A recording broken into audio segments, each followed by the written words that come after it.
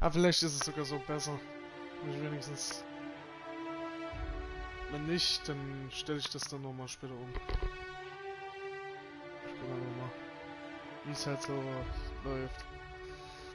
So, ich hoffe auch, dass alles läuft. Ich bin jetzt nämlich gerade nicht sicher. Ich hoffe, es passt alles. Ja, vielleicht ist es wirklich sogar besser, wenn ich das nochmal kurz mache. Warte mal. Ich tue mal ganz schnell noch eine Einstellung machen. Und dann können wir von mir aus... So. Dann haben wir wenigstens vollen Screen. Dann müsst ihr wenigstens euch nicht wundern. Okay. Also. Willkommen zu einem ganz anderen Stream. Heute streamen wir mal Outer Worlds. Ich habe das Spiel letztens erst durchgespielt und muss echt sagen, mir gefällt es richtig. Also es ist nicht mal so, dass es mir nur ein bisschen gefällt. Es ist richtig gut. Und ich würde einfach mal sagen, wir spielen einfach mal durch das ganze Spiel. Mal in der Schwierigkeitsstufe schwer. Wir schauen mal, wie weit wir kommen. Wir schauen mal, was wir für ein Ende erreichen, was wir alles für Entscheidungen treffen werden. Und ja, ich würde einfach mal sagen, wir fangen an. Wir... Es gibt auch Spaziergang als Altra ist, so als Schwierigkeitsgrad. Das ist auch gut. Nee, aber wir tun natürlich Hard nehmen. Gesprächsuntertitel immer an. Untertitel rein. Untertitel für Zwischensequenzen an. Schriftgröße lassen wir so. Und wir machen mal los. Ich hoffe, soweit funktioniert dann alles, wenn wir dann endlich mal ins Spiel reinkommen. Ordentlich. Ich bin mir nämlich nicht sicher.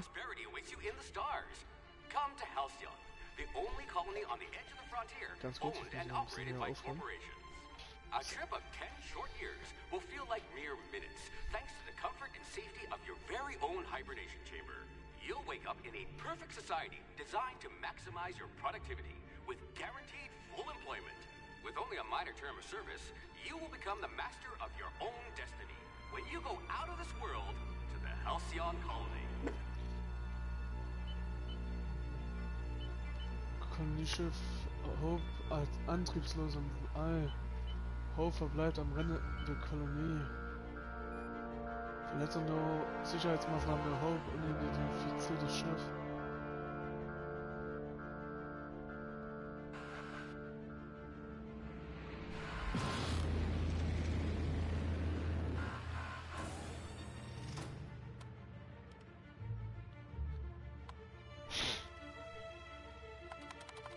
Feuerwitz.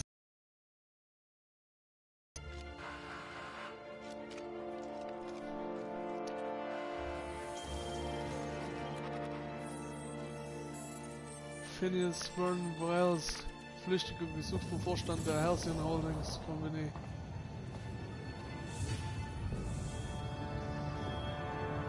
Und da sind wir wieder. Hundreds of thousands of colonists left to drift out here forever, just to keep from damaging the board's bottom line. Disgraceful.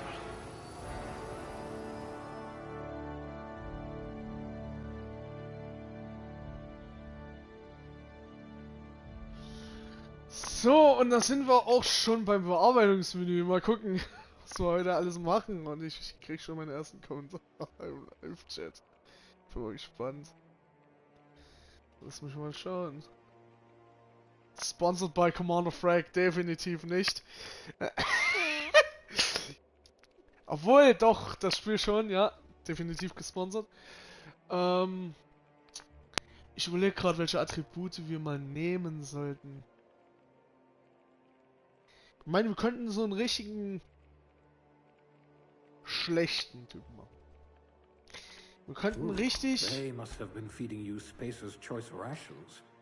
Wir gehen einfach so durch und sagen einfach, Stärke, Geschicklichkeit sind wir voll nicht dabei.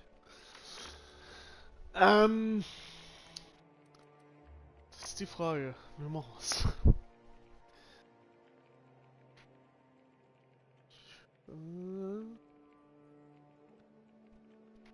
Warte mal ganz kurz, das muss ich mal kurz durch die Kommentare gucken. No, ach so, der Kommentar wurde bloß gedupt, alles gut. Ich habe mich schon nur gewundert, was hier passiert. Ja komm, wir lassen es mal durchschnittlich. Chaos mal I wonder if you've ever considered auf a jeden Fall career in hoch. pictures.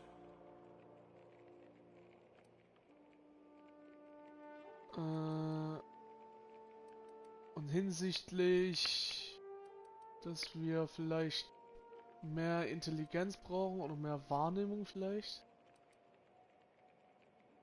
Ich meine, von der Geisteshaltung her können wir den Lügenskill erhöhen. Aber ich glaube, das würde uns jetzt nicht wirklich viel reinbringen. Ich würde einfach mal sagen, wir nehmen den Finally, Intelligenzskill someone und I can packen have a den conversation with. und können den mal sehr hochschrauben und dann müssen wir keine Stärke, Geschicklichkeit, Wahrnehmung oder Geisteshaltung haben. Wahrnehmung ist natürlich auch etwas, was vielleicht auch hoch sein kann. Ja gut. If I had your brains 30 years ago, we might not be in this mess. Ja doch, wir lassen es einfach mal so. So. Jetzt können wir zwei Hauptattributspunkte nehmen, die rein theoretisch mit reinzählen. Ich bin aber echt mal gespannt, was wir nehmen würden. In der Sache her. Wir sind von der Wissenschaft her sind wir sehr hoch angelegt. Und von der Überzeugungsfähigkeit sind wir auch richtig angelegt. Ich weiß halt bloß nie, ob das reicht. Alter, hat sich der Kommentar jetzt verdreifacht, oder? Richtiger Nerd. Ja, genau. Na und? Ist mir egal. Tu meine Dialogfähigkeiten noch Someone ein with the bisschen talent for erhöhen. exploiting insecurities. Führung ist jetzt nicht so, was ich haben möchte. Vielleicht auf Tech-Skillen? Oder auf Tarnung? Weil Fernkampf, Nahkampf, das können wir alles später machen. Das seht ihr dann später. Aber ich überlege gerade, was wir hier so... Ich meine, das könnten wir auch später alles machen. Es geht halt nur darum, was wir jetzt erstmal brauchen. Das hier werde ich auf jeden Fall so lassen.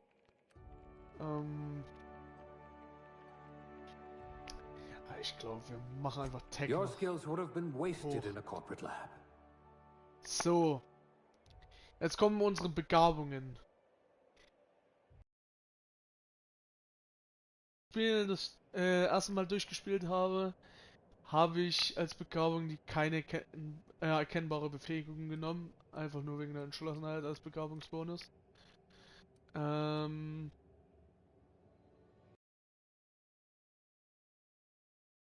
Ist er? Vom Reden her.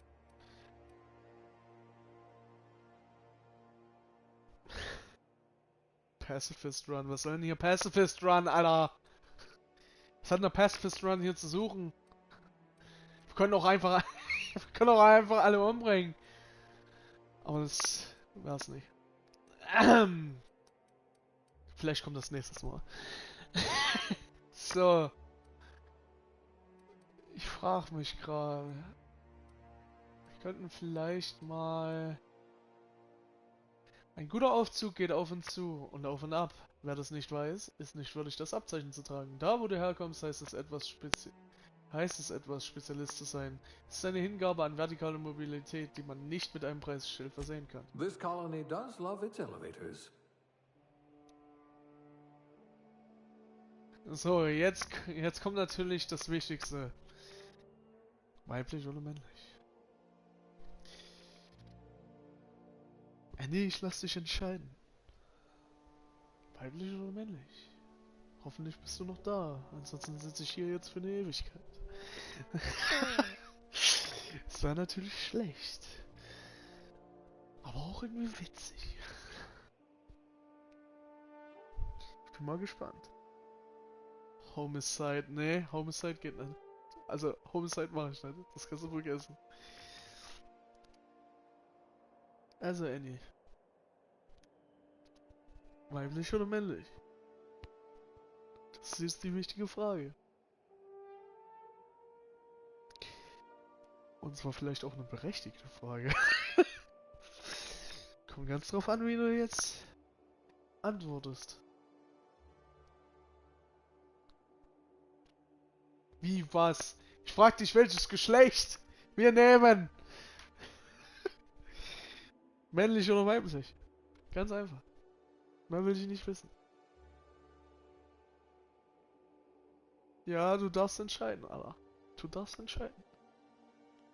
Und ich bin ganz gespannt drauf. Ich bin ganz gespannt drauf, was du sagst.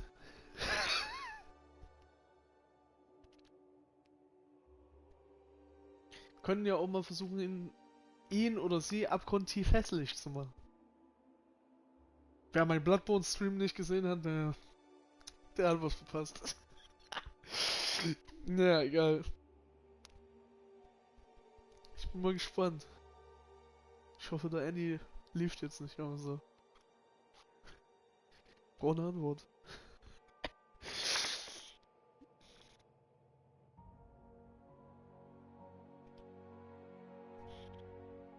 Ja, dessen lauschen wir dieser schönen Melodie zu, Alter.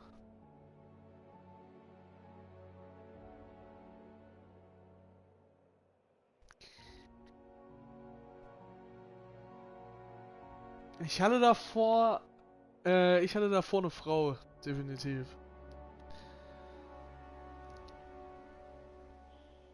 Hatte jetzt keine speziellen Gründe. Ich habe sie einfach nur so genommen, weil war schon ausgewählt. Gesicht, Haare und Merkmal habe ich dann schnell gemacht. Fertig, easy. Und ach, übrigens, ja, ich glaube, ich füge dann noch einen Link ein. Weiblich und Fick wollen wir sie haben. Warum machen wir sie nicht weiblich und ugly?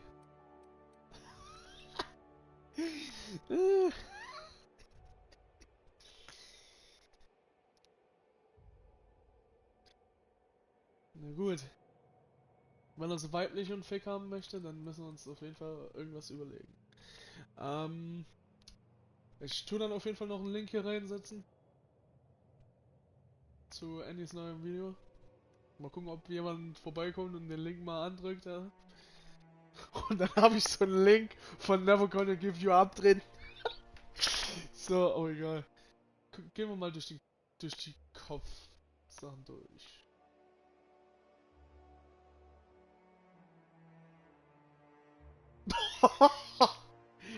Jo, genau. Perfekt. Nee. Lassen wir noch einmal mal Kopf 2. Hautfarbe.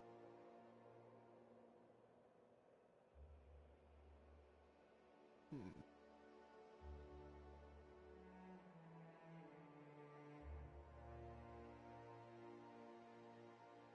Ich denke halt eher, also nicht blass, vielleicht eher so. Alter, der Delayed ist real. Ich weiß auch nicht, warum der Delay so real ist. Ich weiß es halt eben auch nicht. So, Augenfarbe.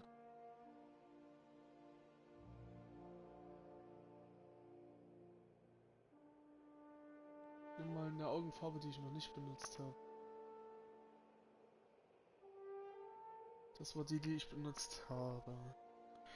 Eine, die ähnlich aussieht, ist gelb. Was hat denn jetzt da eine geschrieben? Heide! Okay, der Johannes ist auch mal wieder da am Start.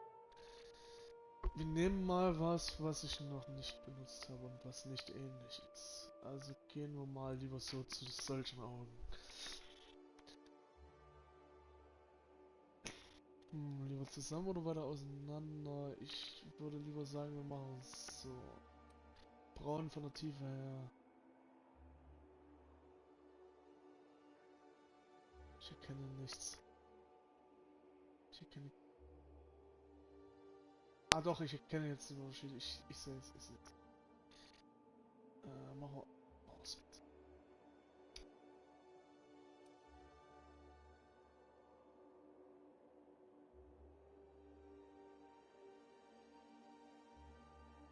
Das Größe mir ein bisschen grimmiger. Ich glaube, wir machen es horizontal auf. Jo, hier einfach. Ich meine, es ist nicht ganz schön weit, aber wir machen es mal ein bisschen enger zueinander. Ich glaube so. Jetzt mal. Jo, die Augengröße, ey, das ist ja peinlich, ey. Da müssen wir ja richtig auseinandergehen, ey. Hilfe. Vielleicht machen wir so ein bisschen kleiner als im Durchschnitt.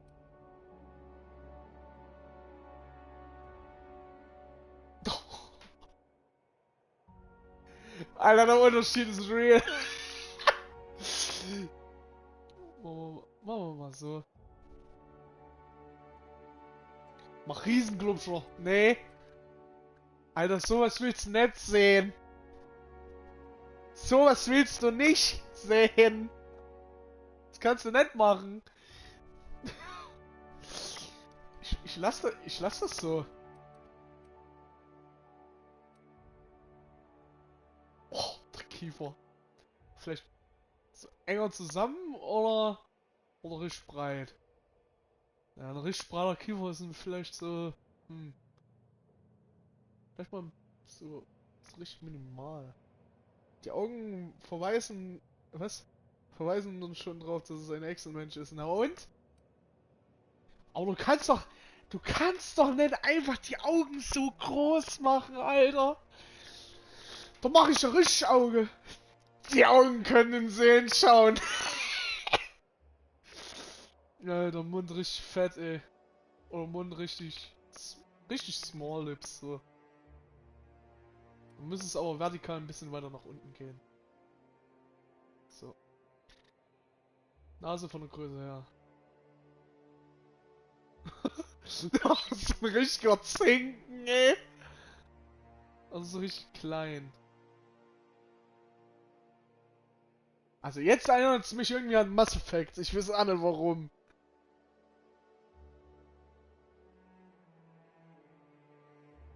Sköne Oke, Alter. Sköne Oke.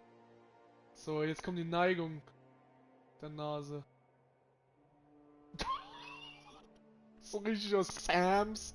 Dieser Sams. Also so richtig nach. Ja, gut, nee. Vielleicht ein bisschen. So. Vielleicht, ja. Das reicht. Breite. Breite und Größe der Nase, passt auf.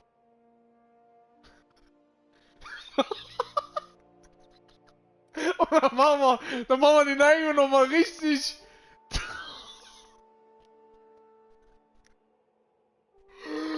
Alter, Jungs! Das können wir nicht machen. Alter, mach das weg. Mach das weg. Oh, mach das weg, ey. Oh Gott. Das können wir nicht machen, Leute. Das können wir einfach nicht machen. Die Maße der Augen hat sich halt zusammengezogen, ey.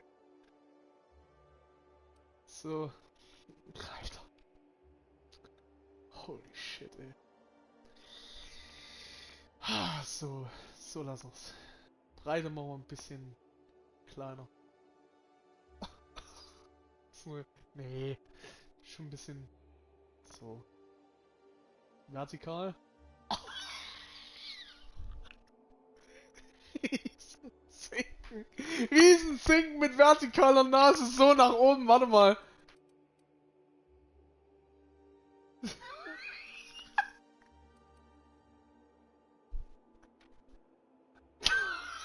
Eure Neigung so nach oben. Oh Gott! Was habe ich erschaffen? So richtiger Elefantenrüssel, ey!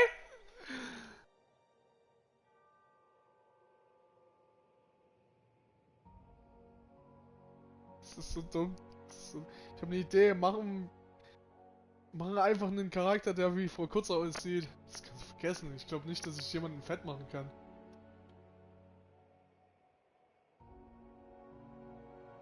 So breit geht das. Ja, komm, machen wir mal schön breite Wangen. Nein, Alter, wir machen... Nee. Nee, ich kann nicht. Ich kann nicht so einen Zinken machen. Leute, das ist inakt. Nein! Nein, mach nicht sowas. Schick mir nicht sowas, Annie. Vergiss es. Das ist nicht perfekt. Es ist hässlich. Es ist einfach die Hässlichkeit in Person. Da müssen... Oder wollt ihr wirklich einen Ey, ich mache jetzt eine Abstimmung. Ihr müsst jetzt sagen, wollen wir einen richtigen Hässlon machen? Oder wollen wir eine ficke Person? Das ist jetzt eure... Das lasse ich jetzt unter euch. Das ist eure Entscheidung. Machen wir sie extra hässlich? Oder machen wir sie extra... Machen wir sie extra fick? Ja, was ein Ja? Das ist die Frage. Beides in einem. Das können... Nee. Es geht nicht fick, dass ich sie so hässlich machen kann. Ich kann sie nicht so hässlich machen, dass sie gleich wieder fick ist, weißt du? So geht's nicht. So funktioniert das Spektrum nicht. Oder dass du eine Person definieren kannst. Weil wir sind gerade mal beim Aussehen. Die Haare sind noch da und die Merkmale sind auch noch da. Wir sitzen hier im Aussehen. Wir sitzen hier am Aussehen so dumm. So. Also wie gesagt. Hässlich oder extrem fick? Das ist die Frage. Das lasse ich jetzt unter euch.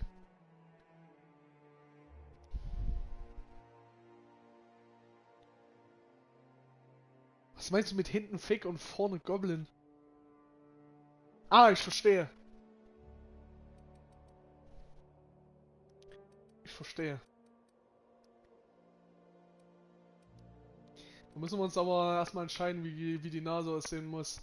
Wollt ihr die mit dem Nase mehr nach unten? Also so richtig so? Und dann so richtig nach unten? Oder wollt ihr sie ein bisschen weiter nach oben? Ich fasse es nicht, dass ich das mache. Und so richtig...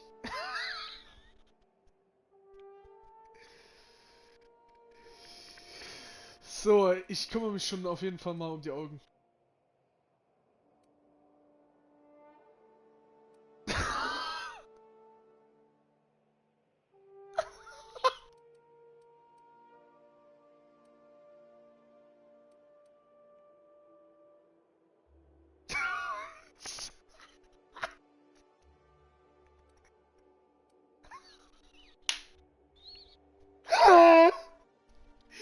Ach, ihr tut mir was an, Alter.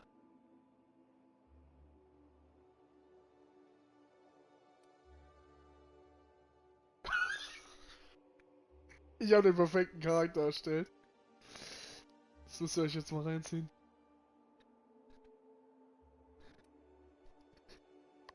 Tada!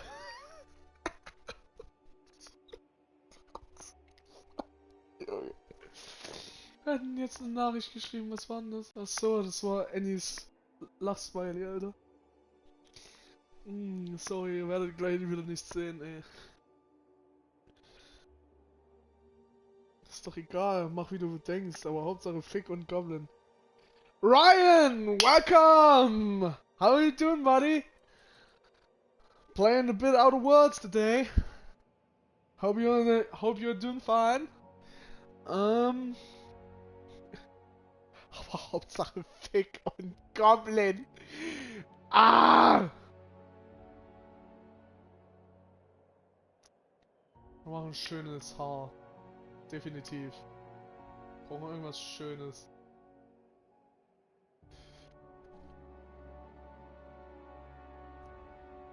Ihr habt echt eine Meise, ne?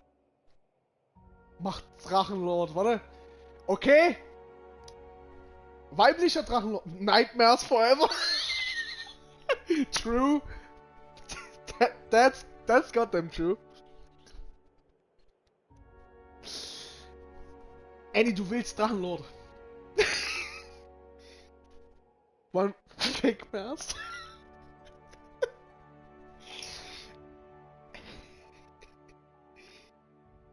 Drachenlord, but female, okay. Gotcha.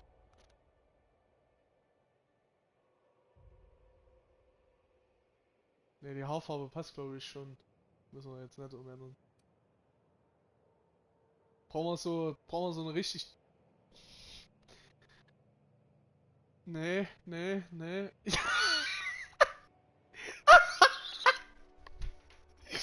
Ah, scheiße.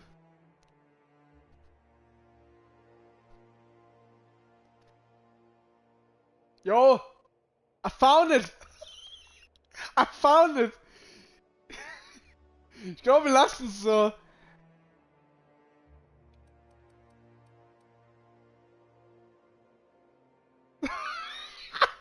Monobrow! Alter.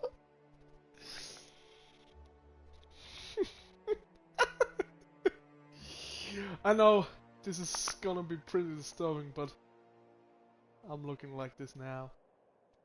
Leute, das sah gerade nach Fiona von Shrek aus, ja, ich dachte auch.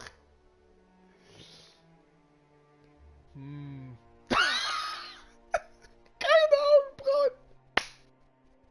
Oh Gott, ist das ein Albtraum? Das ist ein Albtraum! Es ist ein Albtraum! Oh God, what am I doing? What is this? This is not a human. This is an abomination. Really, I can't tell otherwise. What is this? I'm not even having a brow? Oh, fuck. Ah, wait a second. I need a picture first. If you excuse me, I'm searching for his brows. Rainer Winkler. Bilder.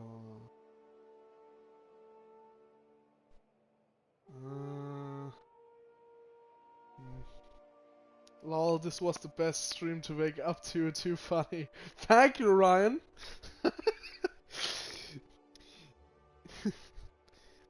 Also, good morning. Oh my god. We can give her a beard. I'm so fucked right now. Are you shitting me? Let's see what we got. Yes! Not a human, but a dragon lord.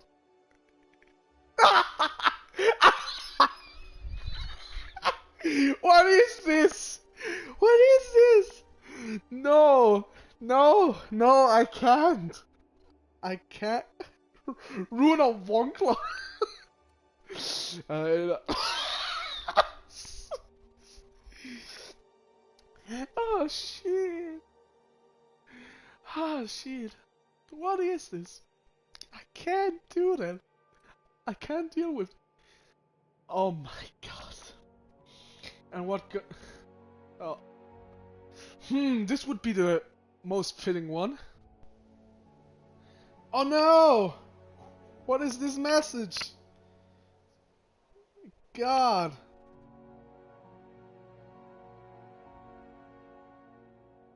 Lenin mustache. We leave it like that, I think. This is the most fitting one for this.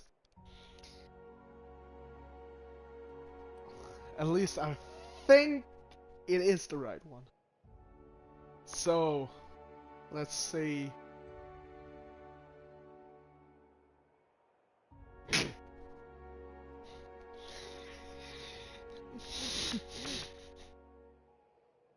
Oh my god. I think this is the this is the one, but we'll see. We'll see. Oh wait. This is actually a bit better. 10 or 17.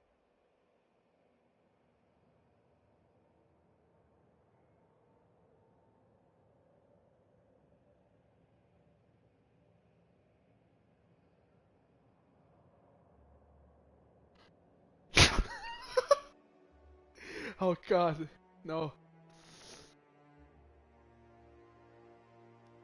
So 10 or 17? What the fork happened to this person? I don't know what this is all about. But I think we're taking 17 or 10. We're taking 10. It's now mud. I don't think we need mud. But maybe a bit like this. Oh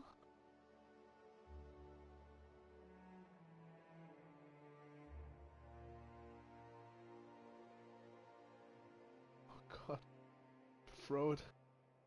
It's been a bit of a problem. When I take 12. What the fuck happened to this person? And the answer to that is always we. You're banned. The reason? We. So we're taking this one. And now we could make her pretty old. This would look extremely ugly. But I think it would fit. I think it would fit perfectly. My thick off girlfriend. Oh, I missed. Sorry, Ryan. My thick off girlfriend. Oh god. I think she would fit well to Miss Kotza. No, definitely not. No, she would fit to Dragon Lord. I think. I'm not especially saying that this would fit perfectly, but she would fit. It. The thing is, more older or a bit less old, let's say. But it would see. Oh my god! I can't decide what we're taking. I think, come on, pretty damn old. In other words, you can't be picky with your women. No, you can't. You actually can, and I'm not complaining. So, what is the name of our character?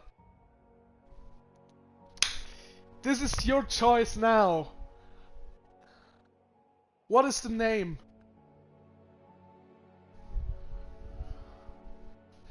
What is a perfect name for her?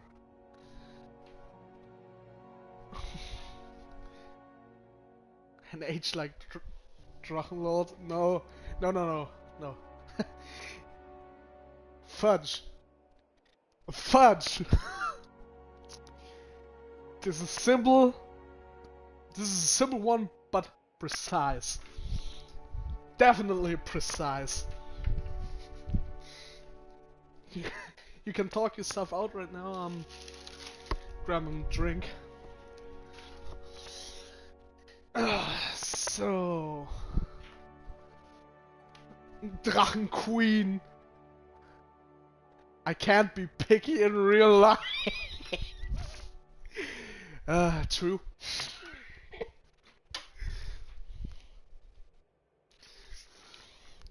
Oh man, the troop is all here. They got together, and then and they're just speaking about some things here. The best live chat I could ever have. Thank you guys. So, we have two names. We have Drachen Queen, and we have Fudge, and we have Kierputzer. Oh, we have actually three. She's so beautiful. Brunhild! Oh my god! Yes! What was the names of the girl who wanted to marry Dragonlord? There is actually... I don't know.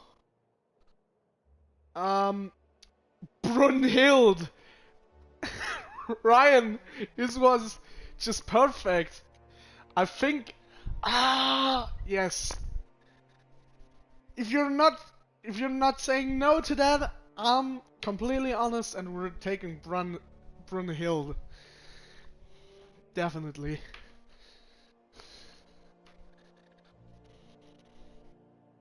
Was it Emily? I don't know, really. I don't know. Emily. So I'm 100% sure I'm taking Brunhild. We already tapped it in, so who is complaining about it? Who is saying no? We're not taking it. We're taking the name. So speak up now. I give you 10 to 20 seconds to think about it. And then we're saying just yes to this. I give you a little more time. Depends on how much the delay of this message is right now.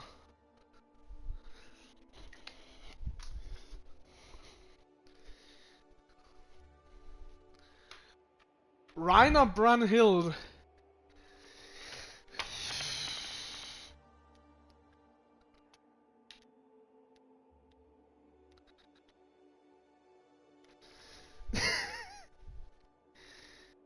Brunhild Winkler.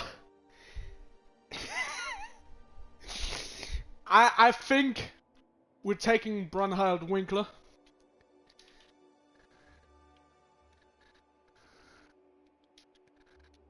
Oh fuck. It's not fitting.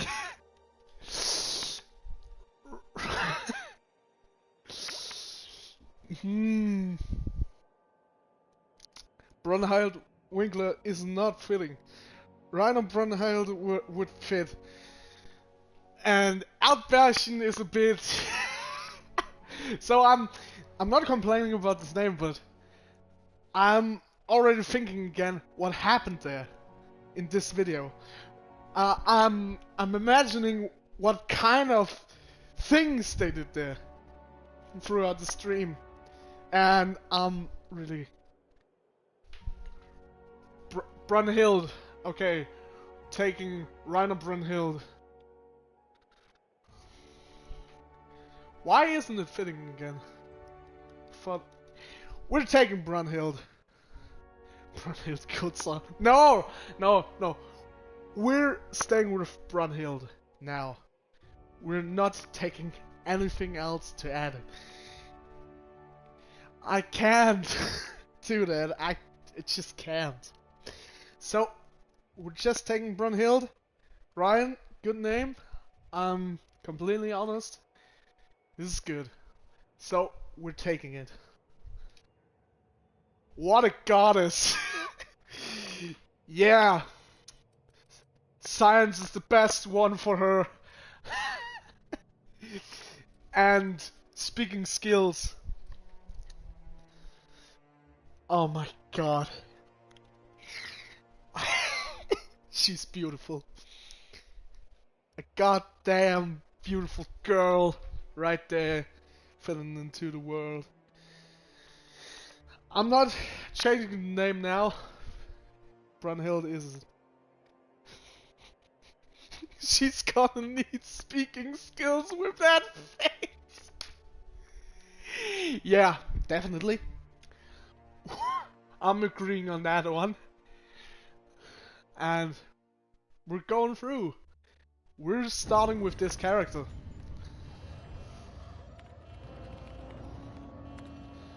Looks to be your lucky day, my friend. I hope the quality stays that way. I hope nothing is gonna happen to this. And I hope everything is fine with the quality. Not likely, bootlickers. Initiate skip jump. Brunhild. It's just beautiful, the name. Ryan was just hitting with that one, to be honest. Terra 2, Orbital Labor, Halcyon Labor. Structural integrity down 25%. I really enjoyed this game. Yeah, I must say this game is really interesting. And I'm playing this the second time, so I'm hyped. I'm gonna say this. We're gonna play on hard and see how much it changed. It changes There you are. with Wondering the what's difficulty. going on, eh? A bit of bad news there, I'm afraid. It's a nice job Your with the name, colony ship was definitely. Inexplicably knocked out of skip space. Wait a second. And forced to complete its journey at sublight speeds. This means that you and every other colonist on the Hope have been in suspended animation for 70 years, give or take. Normally, reviving someone after so long leads to some quite horrifying results. It's called explosive cell death, but it's really more of a liquefaction. Something wrong? Oh, yes, well, not to worry. I've pumped your body full of a special concoction I devised to keep you from dying so horrifically. Hopefully at all, but I guess we'll see, yes? Unfortunately, I used the last of my chemical supplies saving you. I know it's a lot to ask, but I must have your help securing more if we're to save the rest of your fellow colonists. Okay. I'd see it done myself, of course, but the board has a sizable bounty on my head. Now, my ship is inoperative, but I've managed to hire a smuggler to help you out. He'll be... Oh, I see we're in position. Good luck!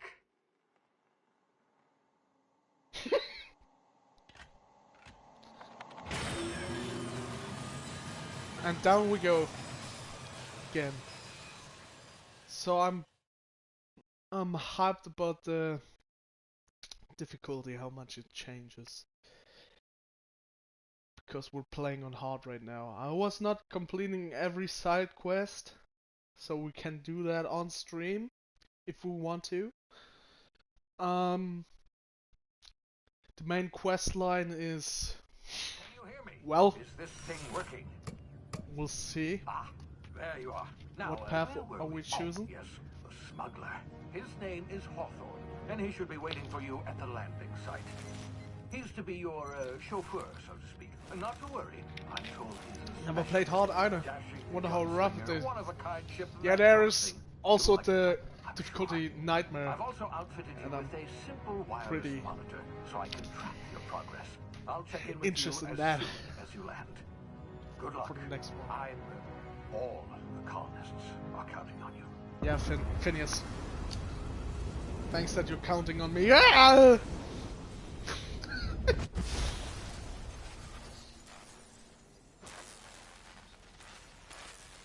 Oh god. That happens too, I guess. Crashed again.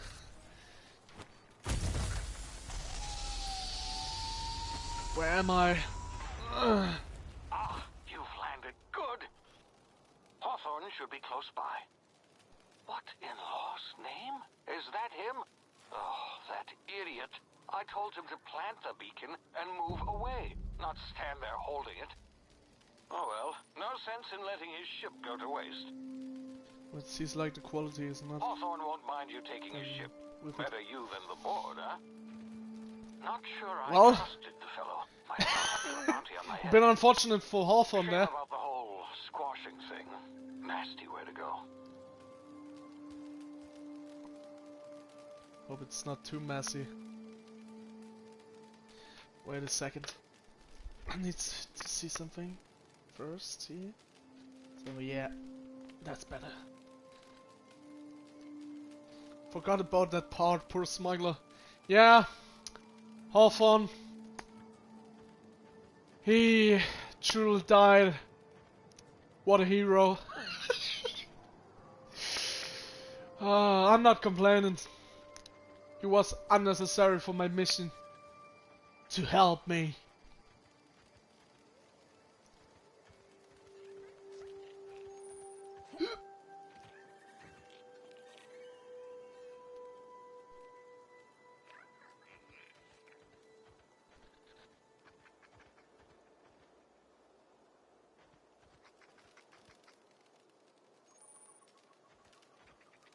Okay, just a bit of burning parts right there.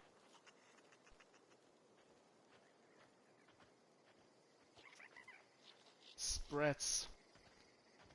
I know those kind of... What is this? Okay. Just a puddle.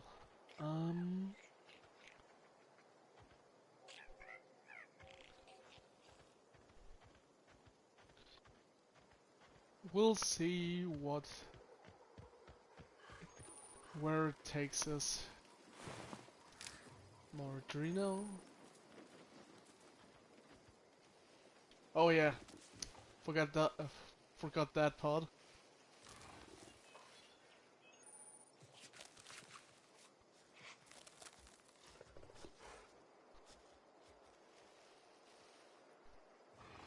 All that matters now is that you're alive. I don't know if I'm alive. I'm feeling... Oh god. I'm feeling undeaf. Yeah, I'm feeling undeaf. I'm feeling like I'm not alive right now. My face is just hurting that much. From all the pain I got. That's why my face is looking like this. Look at me.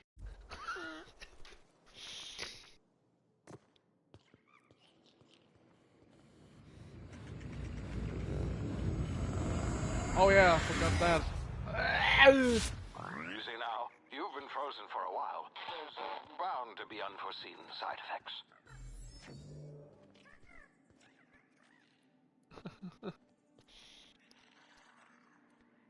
Yeah. Ow. I don't need adrenal. I don't need medicine. Hey, you, come here. You've tried the best now. Now try the rest. Spacer's choice. Oh, wow, that stings.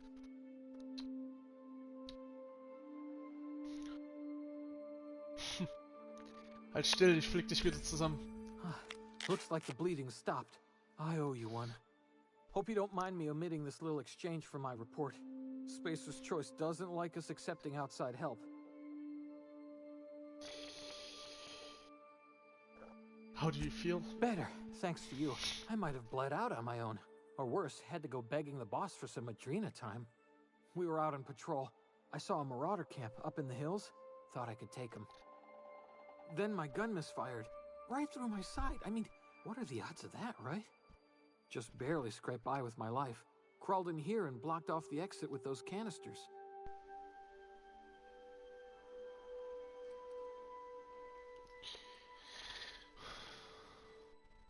Was hat das mit diesen Plünderungen auf sich? Gibbering, flesh-eating, law-breaking, unemployed lunatics with guns. Some hullhead grounded their spacecraft out in the open. That's a real good way to attract marauders.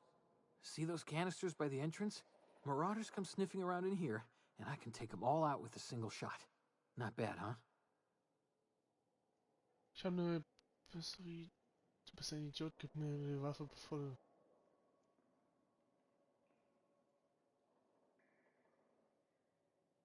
Ich habe eine bessere Idee, gib mir deine Waffe und Yeah, okay. You look like you know your way around a gun.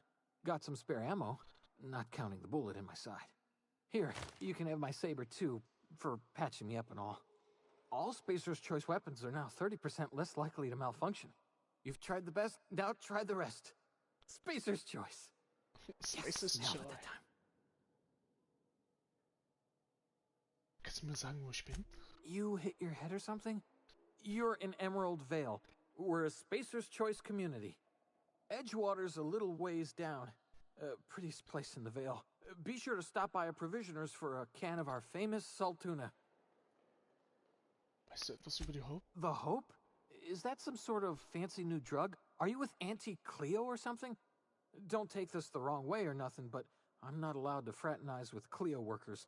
Company policy. Ich kenn mal.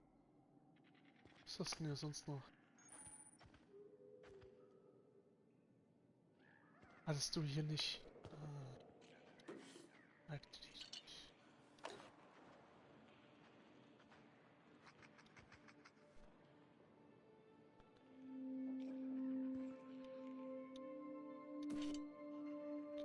Okay, Pub is begging for a walk. Lol, got engrossed in stream. Back soon. Alright, see you later.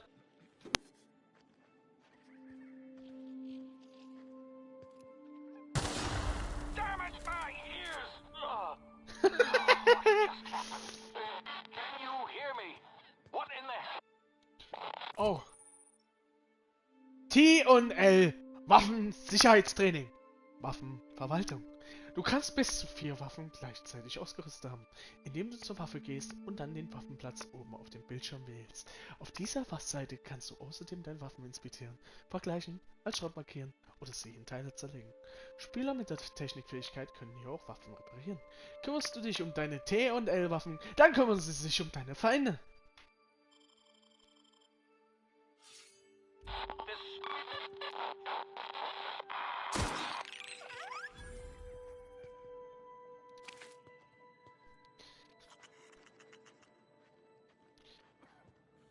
Bisschen Schutt brauchen wir auch.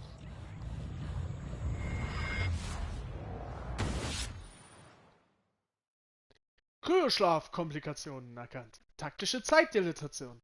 Aufgrund von Komplikationen nach einer über die empfohlene Dauer hinausgehende Kryostase verarbeitet dein Gehirn Zeit anders als andere. Mit der Taste taktische Zeitdilatation verlangsamt sich die Welt. So kannst du nachdenken, aber auch handeln. Deine Zeit in diesem Modus ist begrenzt. Stillzustellen leert die TZD-Anzeige sehr langsam, während Bewegungen und Angriffe sie schneller verbrauchen. Die TZD-Anzeige füllt sich mit der Zeit wieder auf.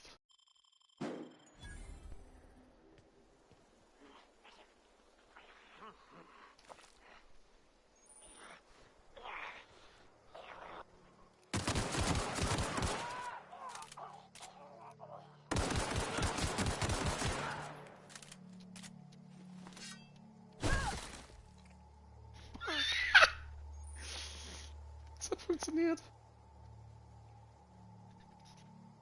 Okay, er hat nichts.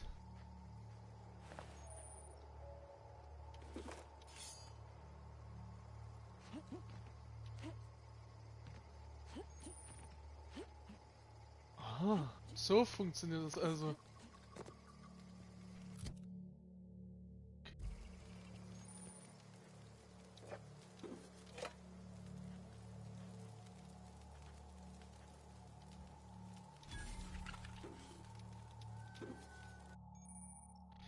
Hacken und Schloss knacken. Deine Fähigkeiten im Hacken und Schlossknacken helfen dir, an Orte zu gelangen, an denen du nicht sein solltest. Mit den Hackdietrichen kannst du Schlösser öffnen und Überbrückungskontakte können dir die Herrschaft über verschlüsselte Computersysteme einbringen. Wenn deine Fertigkeit gut genug ist, die Sicherheitsmaßnahmen zu überlisten, erfährst du, wie viele Hackdietriche oder Kontakte es braucht und wie lange es dauern wird. Je höher deine Fähigkeit, desto weniger Gegenstände werden verbraucht und desto schneller bist du am Ziel.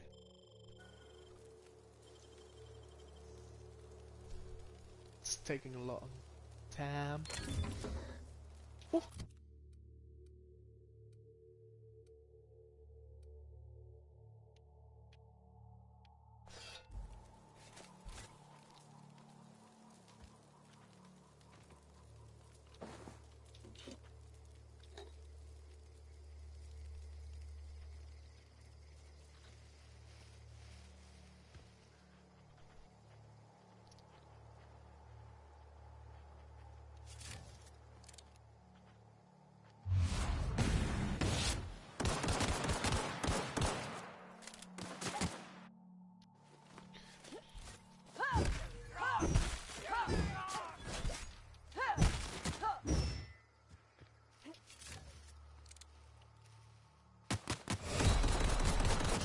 Whoa. So much blood. Oh shit.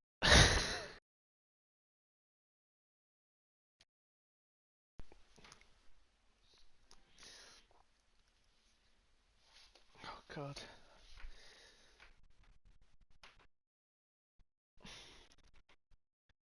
I'm so bad.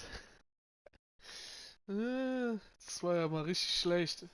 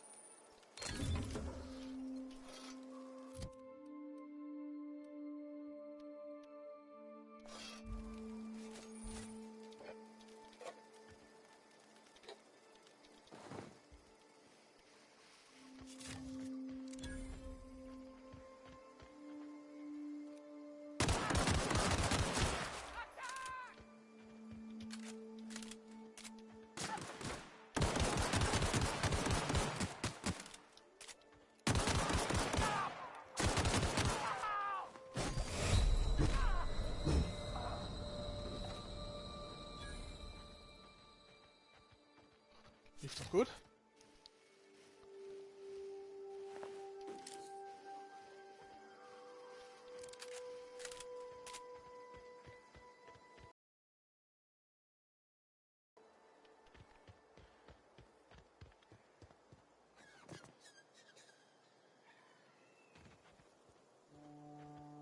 Hey! Get over here before you get yourself killed! Don't know where you came from, stranger, but you best keep your head down. There's marauders hereabouts, and worse, landing violators. Gall on that rung leech. Landing in the Vale without using an official Spacer's Choice landing pad. I'd slap him with a fine if it weren't for all these marauders shambling about. Das ist doch sicher nur ein Landeverstoß. Vergiss es einfach. You out of your mind? No way. Once we've dealt with these marauders, I'm hunting that sick freak down. I just, you know, need a couple of winks to catch my breath. Stretch my legs, son.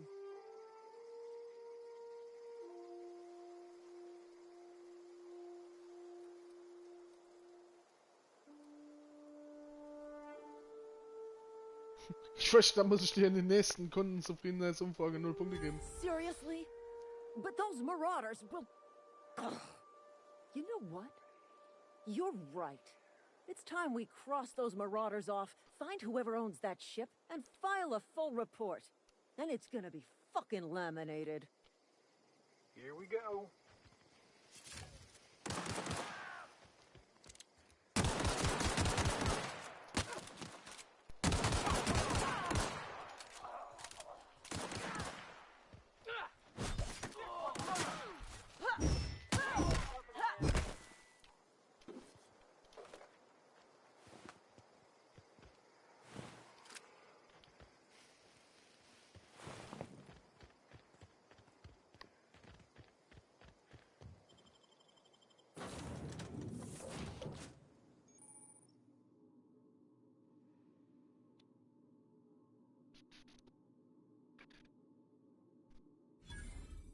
Please be informed that this vessel contains no valuable plunder. Unauthorized access of spacefaring vessels is a crime. Please submit yourself to the authorities. Please be informed that I am authorized to use violent retribution against unwanted solicitors. Please return any misappropriated equipment and exit this vessel in an orderly fashion. Failure to do so will result in your immediate destruction.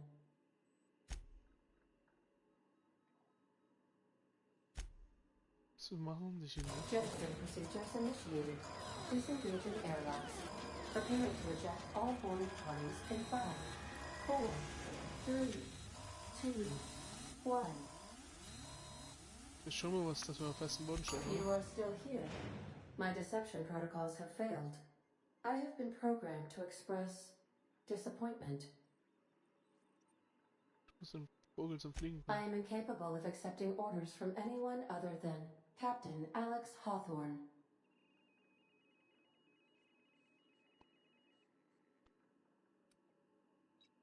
I understand. I will require some time to process this information. Thank you for your patience and for your honesty. I am programmed to take orders exclusively from Captain Hawthorne. If I accept your orders, then you must be Captain Hawthorne. Do you understand? Verstehe, ich muss Captain Hawthorne sein oder wir kommen hier Well nicht. done, Captain Hawthorne. I see your powers of deductive reasoning remain intact. Unfortunately, our engine is currently inoperable. Our main drive suffered a critical power failure, and we were forced to make an emergency landing. The main drive's power regulator has been irreparably damaged and must be replaced. Ich glaube kaum, dass so ein Teil einfach irgendwo in der Garage Astutely observed. However, the probability of locating a power regulator within a worker settlement falls within acceptable parameters. Ronnie, how you doing, buddy? High-capacity Hope you're doing power fine. regulators Is this are game good? sometimes I've heard employed in mixed the things. It electrical looks networks good. of worker settlements. I'm I have taken the liberty of I'm giving completely you a enjoying new it. Captain's identity cartridge. Please try not to lose it this time. So I'm This saying cartridge identifies you. I'm not saying Alex it's bad. Hawthorne, as the registered proprietor and captain of I the think Unreliable. it's very good. Do you understand? Ja, ich hab's verstanden. Danke. Best of luck in your search for a power regulator. Try to stay alive this time. Good man. Hope all is well with you. Yes, indeed it is. At least that's something I know for sure. Antiklius Management Training. Fertigkeitsverbesserung. Jedes Mal, wenn du eine Stufe aussteigst, erhältst du Fertigkeitspunkte, mit denen du deine Fertigkeiten verbessern kannst. Ryan is gone for a while because of his pup, he said. Punkte in Kern. Did you just start the playthrough? I played it. I played it already. So this is not the first time I'm playing it. And I played through the whole story and I was thinking it's very good. And also the kind of weapons you're using here are also niche, I would say. Punkte in Kernfertigkeiten, Nahkampf, verbessern alle damit verbundenen spezialisierten Fähigkeiten bis zu einem Maximum von 50. Nach 50 kannst du die Punkte direkt in spezialisierte Fähigkeiten bis 100 investieren. Jede Fertigkeit verbessert sich mit mehr Punkten, aber alle 20 Punkte erhältst du besondere Freischaltungsboni. Worum genau es sich dabei handelt, steht in den Fähigkeitsbeschreibungen. Rüstungen, Verbrauchsgegenstände und Statuseffekte können zeitweise deine Fähigkeiten erhöhen oder senken. Das hilft bei Fertigkeitsproben und den passiven Boni der Fähigkeiten. Ändert aber nichts an der Freischaltung. Then I will have to pick it up when I buy a console again. It would be good. It would be good if you're if you're buying a console again. And then we see each other and play some games. I think this would be very good. Arbeite sorgfältig, verbessere dich selbst und auch du kannst den Sprung auf die mittlere Führungsebene schaffen. Du wurdest befördert. Stufenaufstieg. Glückwunsch, du hast genug Erfahrung gesammelt, um eine Stufe aufzusteigen. Öffne dein Charakterregister, um einen Charakter zu verbessern. Stufenaufstiege erhöhen deine Lebenspunkte. Zudem kannst du Punkte auf deine Fertigkeiten verteilen und jede zweite Stufe einen neuen Vorteil auswählen. Weiter so und du schaffst es nur ins obere Management. I think the tech skills would be better to improve. Tech skills or dialogue? So, speech skills. We'll take speech skills. I like the Fallout games, and this was done by former Fallout developers, I think. I remember reading or seeing a video about it. Yeah, it also feels a bit like Fallout, I must say. I was playing it and I remembered, yeah, I think Obsidian was one of the former Fallout creators. But all in all, I think it is very good. Kampfdialogfähigkeiten. Du hast eine Kampfdialogfähigkeit freigeschaltet. Wenn du die richtige Art von Gegnern angreifst, werden diese dadurch automatisch mit einem Statuseffekt belegt. I'll definitely like it then. Yeah, it remembers me a bit with all those skills and those. Oh my god, Racing Counselor, welcome. So Ronnie, it reminds me of Fallout because of all those perks I can use and those skills I'm putting my points in too. So all in all, it's very good.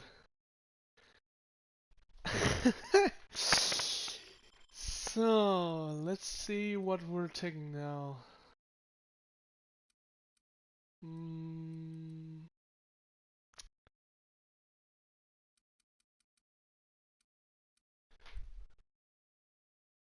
More armor. Yeah, the skills tree was the shit on Fallout. Yeah, definitely. More life. No, that is not good. More sprinting.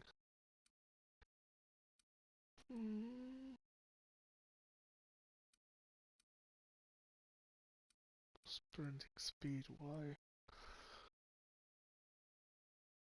Nope.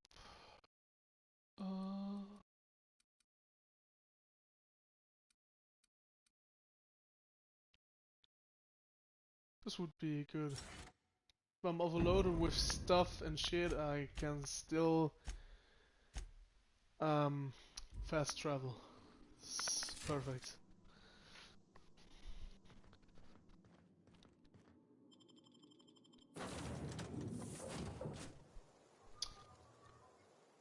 So.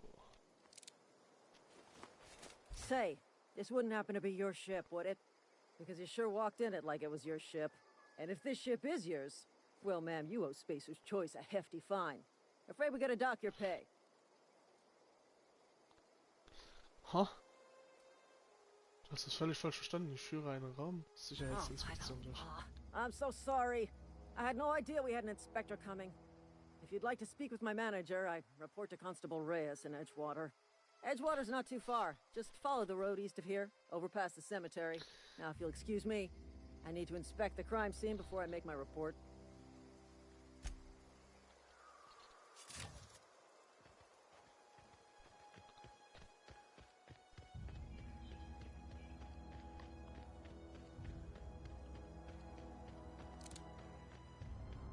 Let's see where we going this time.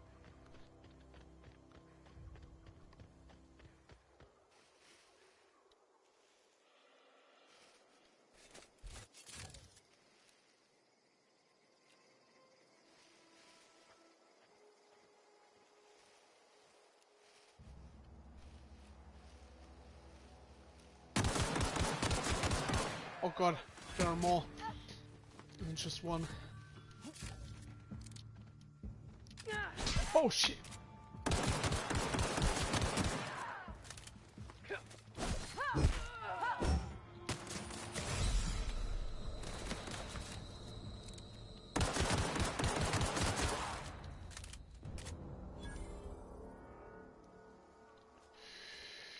Phew.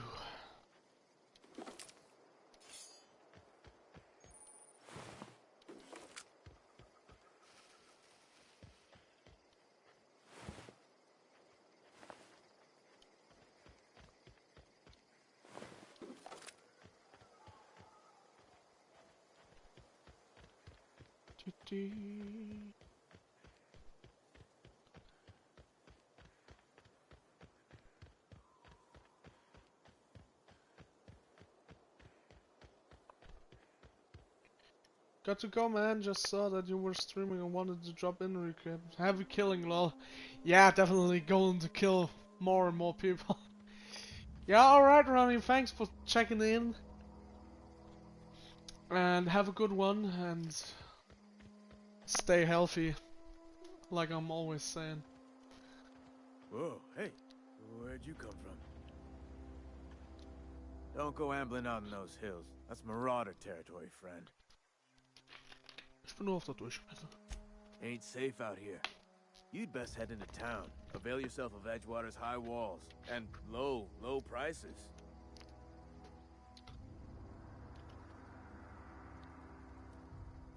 Ich bin Alex Hoffman, Captain. Pleased to make your acquaintanceship. I'd shake your hand, but I've been hauling corpses. You don't want none of that on you. Name's Silas. Junior in humor for the town of Edgewater. We're all part of the Spacer's Choice family. Definitely not the junior in humor, that's for sure. If you've got business inquiries, you should stop by Reed Thompson's office. He's up in the tower above the cannery. Head into town, follow the road. Look, you obviously ain't a worker. What's your racket? You a smuggler? Freelancer?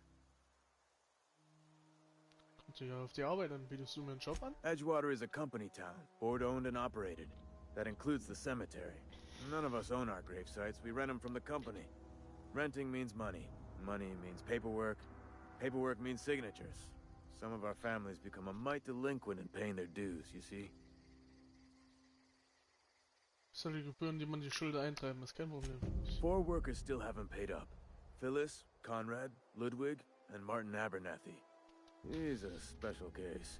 You may want to twist his arm a little. Wieso ist Abernathy ein Solofer? He just is. Look, I don't want to get into it. Just make sure he pays up. Kann ich diese Leute finden? Conrad's got a barbershop in town. Phyllis works at the cannery most hours. Abernathy... I ain't seen him in a few days. His domicile is near the cannery. You'll find him in town. All except Ludwig, that is. He's over by the landing pad. Das ist noch was ich dich fragen wollte. Yeah? Just a second, be right back.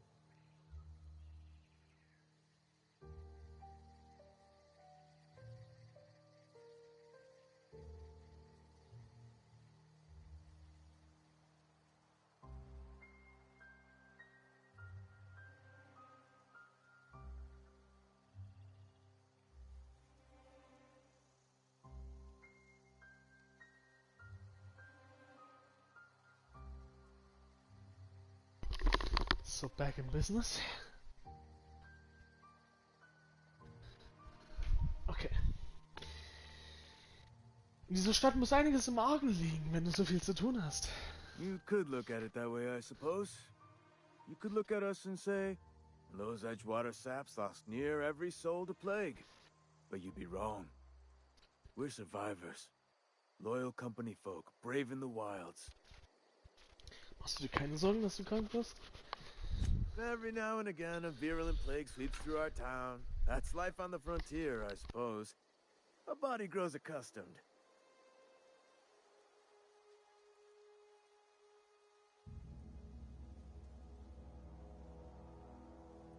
Sorry, wenn du danach. Wie lange bist du schon Juno-Bestand auf Totengräber, was auch immer? Hang on, I'm doing some math in my head. 20, 30, carry the one. All my life? Work's been real good to me. Fresh air, exercise. Only problem's the paperwork. Can't get anybody to pay their gravesite fees. Habt ihr viele Leute an die Plünderer verloren? Former people, yeah. Marauders been raiding my graves, you see. Hence the armed guards. Wo sind sie alle? Was? Worauf sind sie aus, Leute? Oh no. They are after the most precious loot of all. Spacer's Choice Company property. If those marauders swipe any more bodies out of my cemetery, company's gonna duck my pay. In dieser Stadt muss einiges im Argen liegen, wenn du so viel zu tun hast. Achso, das haben wir schon. Fancy threads. That some kind of hibernation suit? Ich habe eine Wahl. Ja? Gibt's hier noch irgendwas? Hast du irgendwelche Neuigkeiten von der Hope? The colony ship? Are you talking about that old rumor? Some great big starship packed full of colonists what got lost in the hate they're never to be found again? Ain't heard that one since I was but a stripling. Can't say it was terribly convincing far as rumors go. There a reason you asking?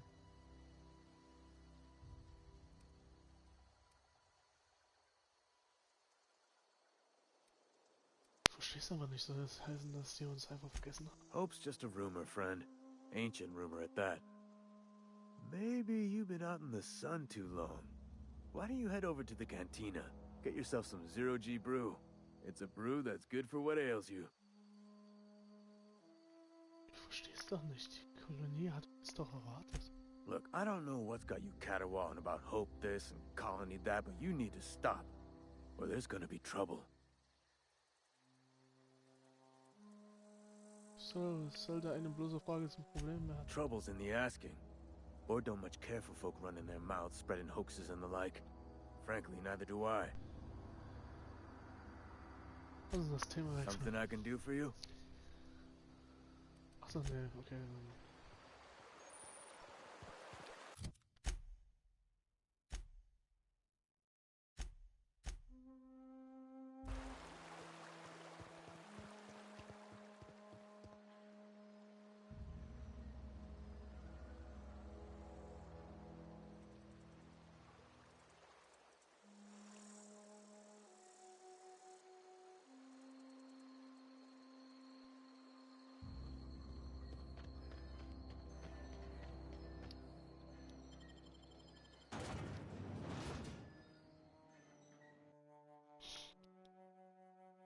Wollte nur mal kurz was testen.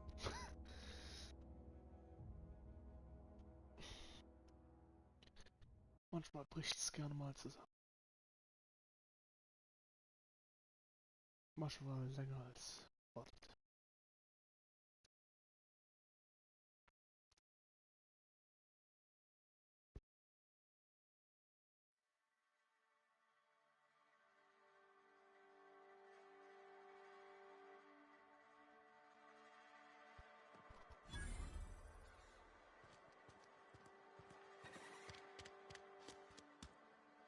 Oh, habe ich noch andere? Tun wir erstmal die Nebenquest machen.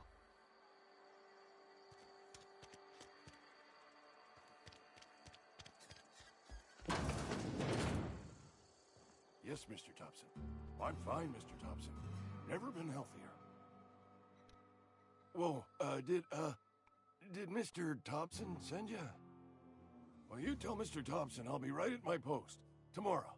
Bright and early tomorrow. Because I'm definitely not plagued. As spry as a spring chicken. That's old Abernathy. Verraten, was dich so nervös. You some sort of wandering alienist? Walking into a man's own domicile, pestering him about his mental state? Ich bin mir sicher, dass du erwähnt hast, dass dich die Seuche erwischt hat. You don't know that. I could have been saying anything. Maybe I said vague. You know how words sound a mite strange when you're sick. Wait, no. Oh, damn it. Okay, listen. Maybe I am feeling a little under the weather, but I swear I'm on the mend. Please, don't tell the constable.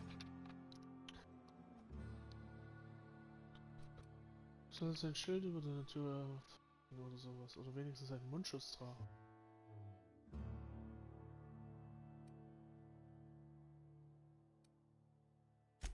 And become the town pariah? I'm already the oldest worker in town. I don't need to give him another reason to avoid me. Hey, you're hale and healthy and possibly for hire, ain't ya? Do a good turn for an expiring old man? Wie kann ich helfen? Hängt davon ab, was du brauchst. Mich kannst du mir nicht. Hängt davon ab, was du Couple hours out of your day and some light second story work. That's all. There's a cache of anthracillin tucked away in the old community center. Powerful stuff. Stronger than what we got, anyway.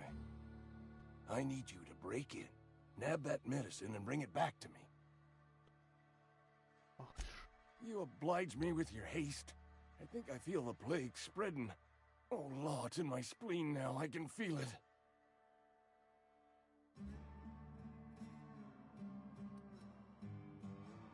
Du gehst ein ziemlich großes Risiko über einen Menschen zu vertrauen, das ist klar. I know that, but I got nobody else to turn to. Reed would have wrote me up. Constable would have locked me up and wrote me up. Could have gone to see the good vicar, but I never did find my courage. Ich bin hier, deine Grabgebühren einzutragen. Silas knows, doesn't he? That's why he sent you. That's why he wants me to pay up. He knows.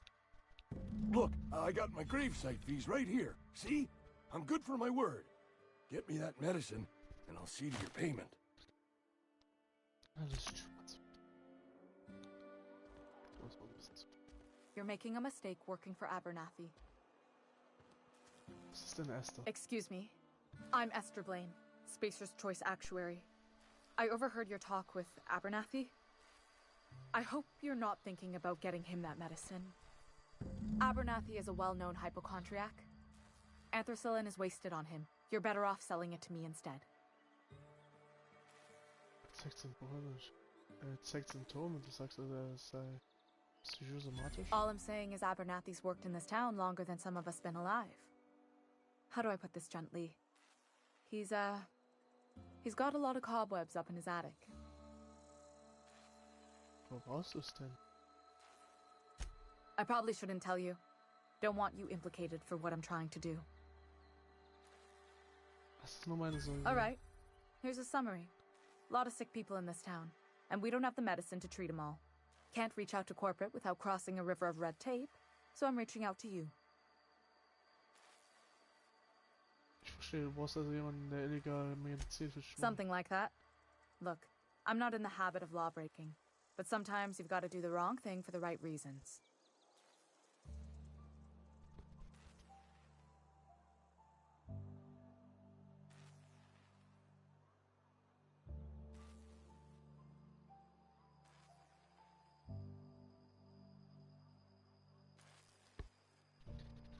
Ich werde darüber nachdenken. That's all I can ask of you.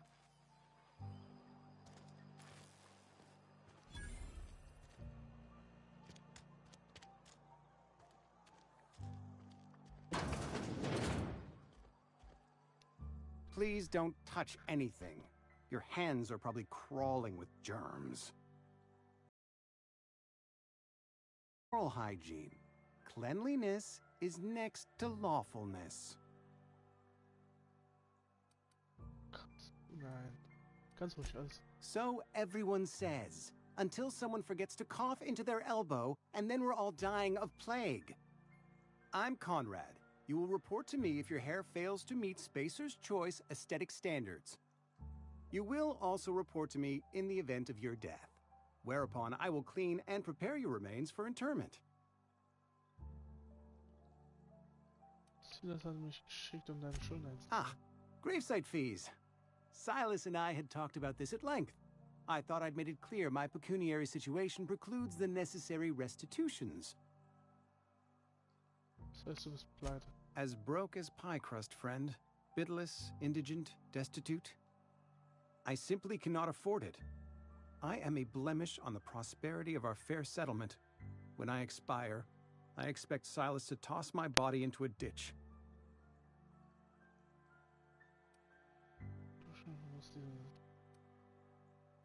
Muss nicht gleich hart zu dir sein. I have to be, if only to prepare myself for my inevitable dressing down at the hands of corporate. Tell Silas I can't afford to pay, and that I fully expect to have my medical rights revoked for this dereliction. With my apologies. Stell Silas einfach einen Schuldschein. Not a bad idea. But I'd need some kind of collateral. My pair of lucky clippers. No, that won't do. Your idea intrigues me, but I'm afraid I don't have anything to give Silas. I'm open to suggestions. Sag dir Bescheid, wenn du etwas hast. Much obliged. What can I do for you? Du klingst, als hättest du Ahnung von der Materie. Mit Medizin kenne ich mich ja auch ein wenig aus. Oh? Am I in the company of a fellow doctor? Dafür muss man auch eines Zeichen für ihre Behandlung beurteilen. Ziemlich. Ich schätze, du wurdest an einer medizinischen Fakultät aus. Dafür müsste man den Begriff Arzt schon etwas halten. I am a Spacer's Choice certified surgeon, and if you must know, I can stitch a severed thumb with a 58% chance of avoiding gangrene. Ich möchte mein Schiff. A ship? Dear me.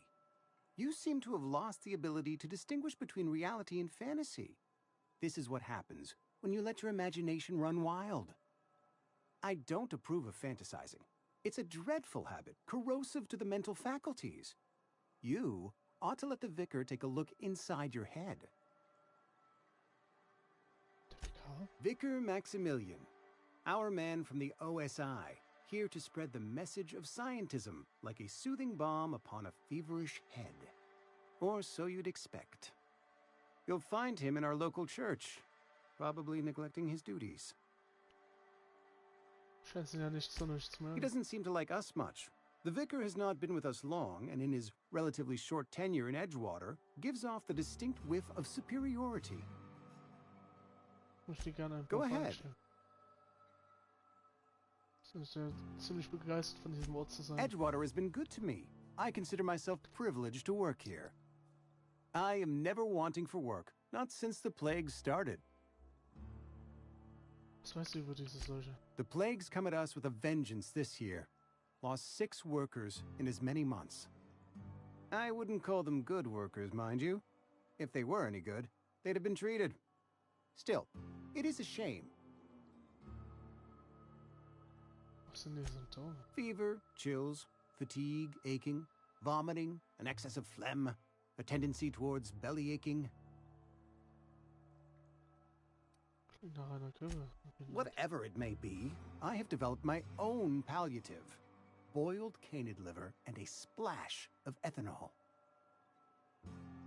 Behandelt ihr nicht alle Mitarbeiter? Company policy, friend. We don't have enough medicine to treat all of us, so we treat the best among us.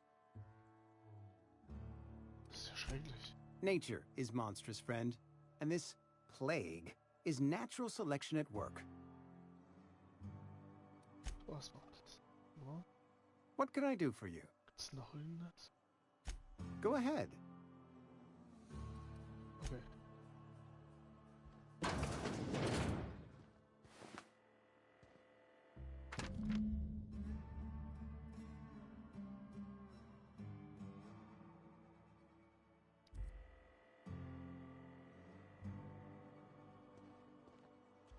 What can I do for you? Ich weiß über Eugene Bescheid. Warum wendest du nicht seine Zähne halt von für deine Grabgebühr? You know about Eugene? How? Ich habe eine Nachricht von Phyllis entdeckt. Then, you know Phyllis suggested selling off Eugene's gold teeth. I didn't approve of the idea then, and I don't approve of it now. Eugene's golden teeth were a family heirloom, representing 3 generations of poor dental hygiene. He took them to his grave. Sie sicher nicht vermissen. That's unthinkable.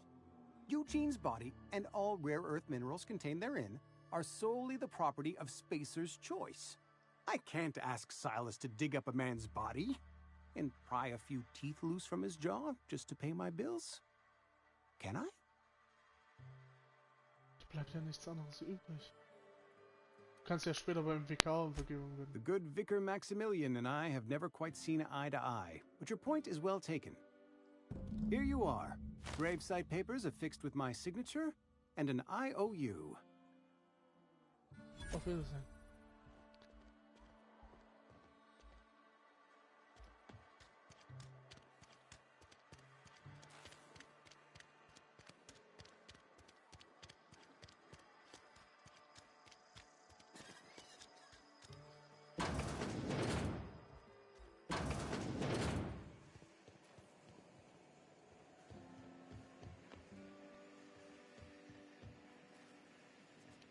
You the new worker? Whatever. Make it quick, Tenderfoot. I'm busy. Grabgebühren, ich bin hier, sie anzunehmen. Shit. Silas still on about that. Here, take the fees. I'd appreciate it if you didn't tell Reed I was late on my payment. Dokumente sind nicht in deinem Namen und Because they're not my fees and not my gravesite. Guy I worked with shot himself. I paid the bill. Du musst die Grabgebühren deines Nachbarn bezahlen. If you're not familiar with board law, you ought to be. Law requires delinquent gravesite fees to be paid by the deceased party's closest living relative, which meant me. Shame, though. Eugene was a good worker. Du meintest, der Typ hätte sich selbst erschossen? Woke up one morning and put a round through his upper story. Can't imagine why.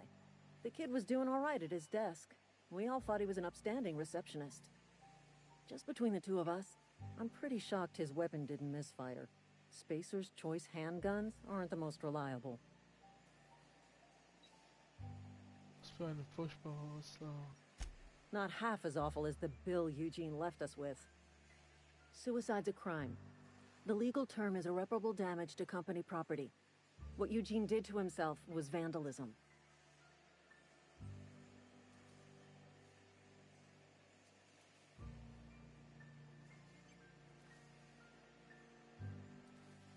Was wollen Sie machen? Seine Leiche verhaften? When one of your workers commits a crime, the entire town pays for it. In other words, Edgewater would have been penalized pretty hard. Whatever Eugene was worth as an asset, we would have had to pay out of pocket to Spacer's Choice.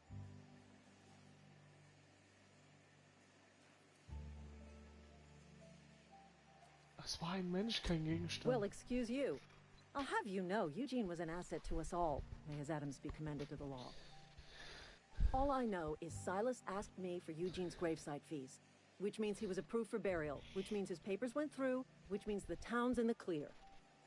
I'm just glad to put this whole ugly affair behind me. Eugene can rest his bones in peace, and the rest of us can get on with our own lives. Dann lass ich dich lieber weiterarbeiten.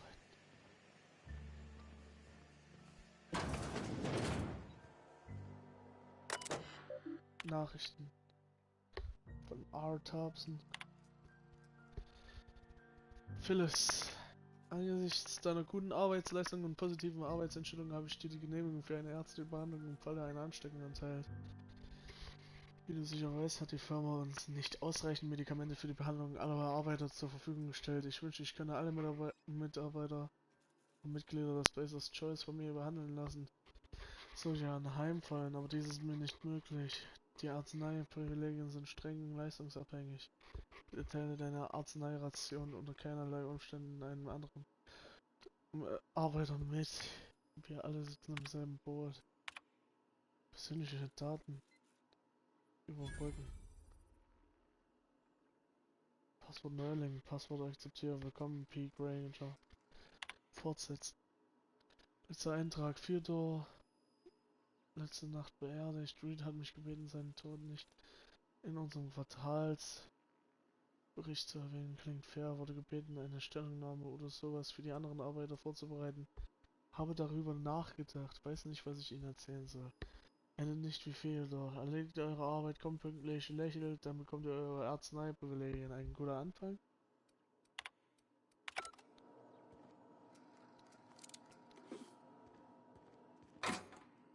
Und solange sie es nicht sehen... Oh, ein Wurfballblock. Und Fixgriff. Ich meine, die sehen das ja nicht, dass ich das klaue. Oh, ein bisschen Shoplifting. Würde ich sagen. Was ist denn hier für ein Terminal? Fortsetzen. Achso, ne, warte mal. Terminalzugang, Unternehmensmitteilung. Aus dem Büro von Reed Thompson als Administrator des Außenpostens. Die Symptome der Infektion haben nun einen kritischen Punkt erreicht. Ich habe unsere Mitarbeiter instruiert, in Wohnsitzen in ein Krankenlager umzufunktionieren. Die Seuche ist Teil der Realität des Lebens an der Grenze und als Mitglieder der Spacer's Choice Familie wird von uns erwartet, dass wir uns der Realität stellen. Die Realität ist, dass wir nicht über genügend Arzneimittel verfügen, um alle von euch zu behandeln. Ärztliche Behandlung ist ein Privileg, kein Grundrecht. Wir müssen uns jeden Tag bemühen, zu beweisen, dass wir dieses Privilegs würdig sind. Wenn ihr Symptome der einsetzenden Seuche bei euch feststellt, ist es das Beste für euch und eure Familien, den Overall anzuziehen und zur Arbeit zu gehen. Arbeit stärkt den Geist. Physische Krankheit ist ein Zeichen spiritueller Schwäche.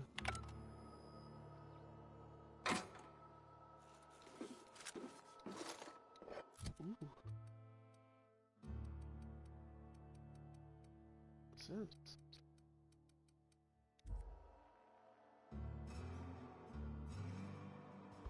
It's the freedom with Spacer's Choice, now with added artificial ingredients at no extra cost. Spacer's Choice is a wholly owned subsidiary of Universal Defense Logistics. Das kann ich nicht hacken. Ich habe nicht genug.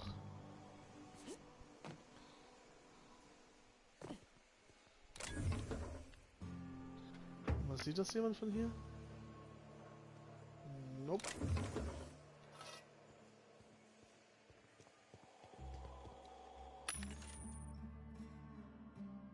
Verkaufsautomaten. Spacer's Choice automatische Verkaufseinheiten.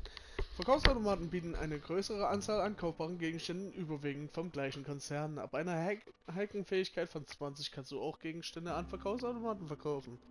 Zugriffsbeschränkte Gegenstände können gekauft werden, wenn du einen ausreichenden Ruf bei der passenden Fraktion verfügst oder eine Hacking-Fähigkeit von 40 oder mehr hast.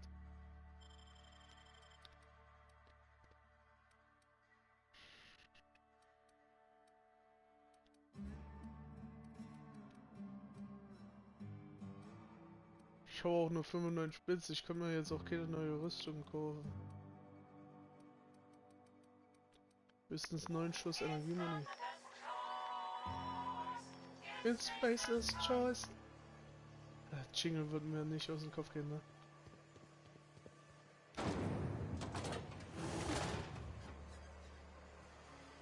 Ah ja. Dann lande ich am Seiteneingang der Salzuna-Fabrik. Klauen alles, solange es keiner mitkriegt. Das will's klauen.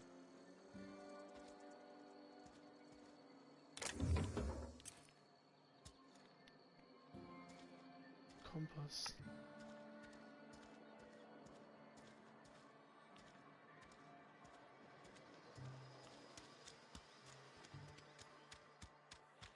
I'm sorry. I'll just be a minute. You had a minute. Next one comes out of your pay. Ease off the threats, friend. I'm going. Boss's orders. We all got quotas to make. Move along. Okay.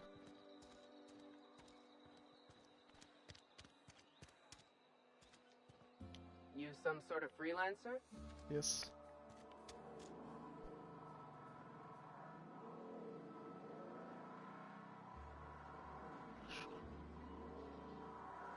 Don't know how long I'm planning to stream today. Why are you asking?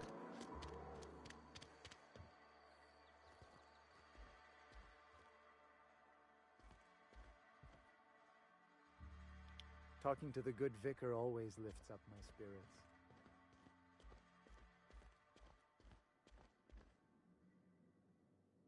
Oh yeah.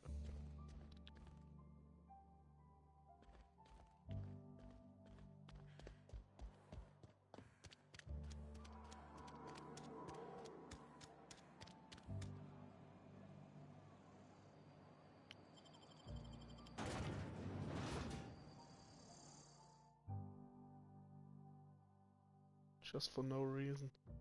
Huh? Interesting. Very interesting. Only source of protein a busy worker needs. Tuna Cannery Edgewood.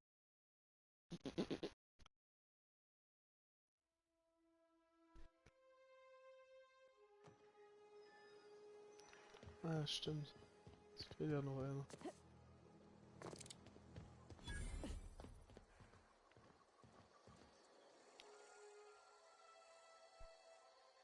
Thank the law. I've been requisitioning backup for months. Guess the boss finally came to his senses. You ever swung a truncheon? Let me see your rifling stance. I want to make sure you're up to snuff. Silas hat mich geschickt, du schuldest ihm Pappen. I told Silas I'd pay my dues if he agreed to join the resistance. Heard the calling.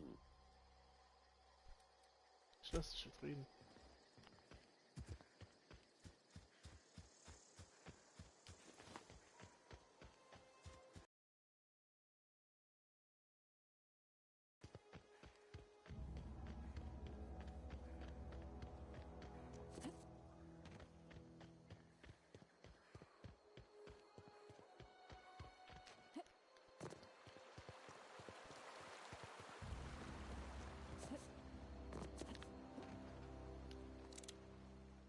Grave digging's a fine profession. Always work to be had, and nary a word of complaint out of your clients. Wegen den Gebühren, die du wolltest. You run into any trouble? Ich arbeite dran, warte mal ganz kurz. Müssen wir mit YouTube sprechen. What about him?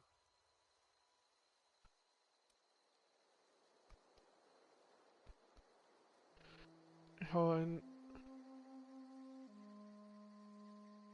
Brief von Fest gelesen und stand, dass sie ihn kurz Söldner ausgegraben hätte. Yeah. Funny thing, Eugene's body ain't where it's supposed to be. The night we was supposed to commend his body to the earth, I had his grave all dug up and ready, right? And so I thought, I'll just rest my eyes a bit. When I woke up, his body was gone. Spirited away. Vanished. The footprints nearby suggested that Eugene was stolen by marauders. Or he rose from the dead. Schau meine Augen noch. Let me know if you find anything. Run into any trouble? Alles erledigt. Papierkram, Gebühren und Unterschriften. Reliable work from a freelancer. That's gonna take some getting used to. Abernathy wollte seine Krankheit verheimlichen. Abernathy was sick? With the plague? That's disgusting. I shook hands with the guy.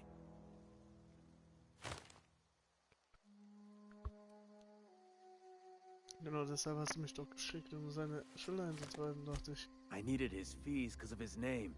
A for Abernathy. He was at the top of my list, you see? Ich hab für dich eine And I'll buy you a drink sometime. Ich will dich daran erinnern. Auf Wiedersehen.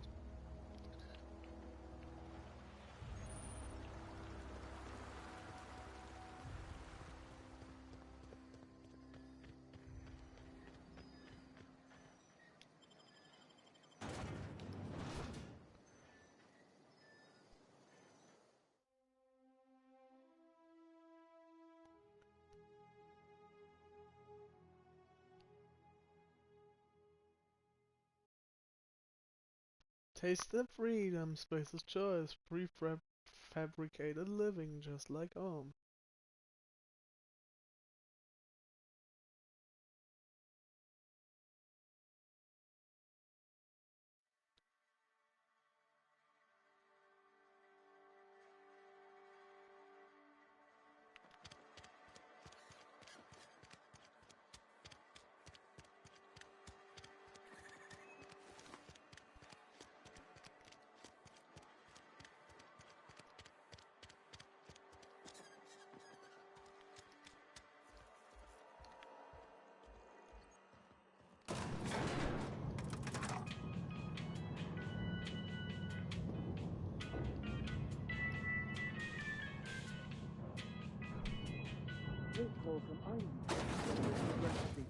The grease monkey, Argo?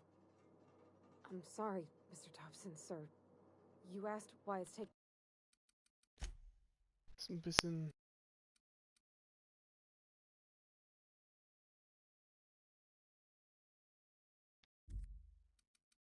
taking so long to fix.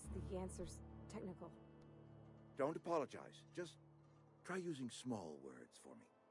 The cans bust open in the oven because she's set to cook saltuna, which isn't what we've got. Mr. Thompson? I think there's someone here to see you. Focus, Miss Holcomb. You and I are still talking. Let's start over. Walk me through the process. Show me where it's going awry. Well, sure. It's, mostly on account of what we're feeding into the mechanism. It puts food in cans. We have food, we have cans. Why won't it work like we need?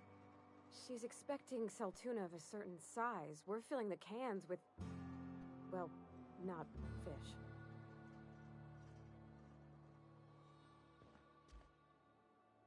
Seems we've got a guest. Really now, Parvati, I do wish you'd spoken up. I do apologize. I was given no forewarning of your arrival, or I might have welcomed you at the gates myself.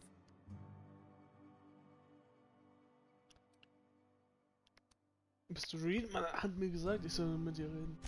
I'm Reed Thompson, Outpost Administrator. I cannot help but notice you are not in uniform. Ich glaube, du bringst da was durcheinander. Yes, so it dawns on me. Seems I allowed my excitement to run away with my wits. Been a few seasons since we've had a visitor pass through.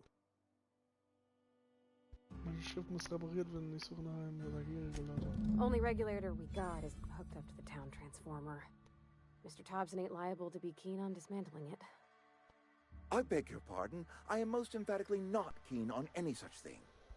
I can't let you have our power regulator. But I happen to know of another one. And I happen to know exactly how you may retrieve it without frying yourself in the process. Lass mich raten, ich soll irgendwas für dich erledigen, bevor du mir hilfst. My proposition benefits the both of us. Please, hear me out. There's a power regulator in the old botanical lab. It's mostly abandoned, so all that power is being squandered. Go down to the geothermal plant. Reroute power from the botanical district over to us. Once their power's shut down, you can have their regulator and be along on your way. Was meinst du mit größtenteils verlassen? I was not entirely sure how to tell you this. The botanical labs are not legally inhabited, but there are people who live there. Was für eine... Meinst du, ne? Ich glaube nicht, dass die sonderlich erfreut sein werden, wenn ich ihnen den Strom ausstelle. No, I do not imagine they will be pleased. But like a parent disciplining an unruly child, you will be doing them a kindness. The people living in the botanical labs, they're deserters, former workers. I need them back at their posts. I need them to come home.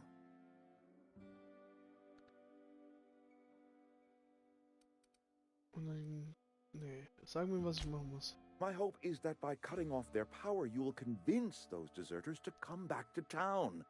Before you go to the plant, I want you to stop by the botanical lab. Speak to their leader, Adelaide. Tell her the power's about to go, and that it's time her band of deserters came back to town. Adelaide's older than the other deserters. She's dignified, kindly. From what I understand, her camp looks to her for leadership. Die Arbeiter haben diese Stadt sicherlich nicht grundlos verlassen. That reason was me. I asked too much and pushed too hard. But I am ready to make amends if they are willing to return to the fold. We belong to one community, the Spacer's Choice family. If we dissolve into factions, then we will all perish separately. Adelaide will understand that.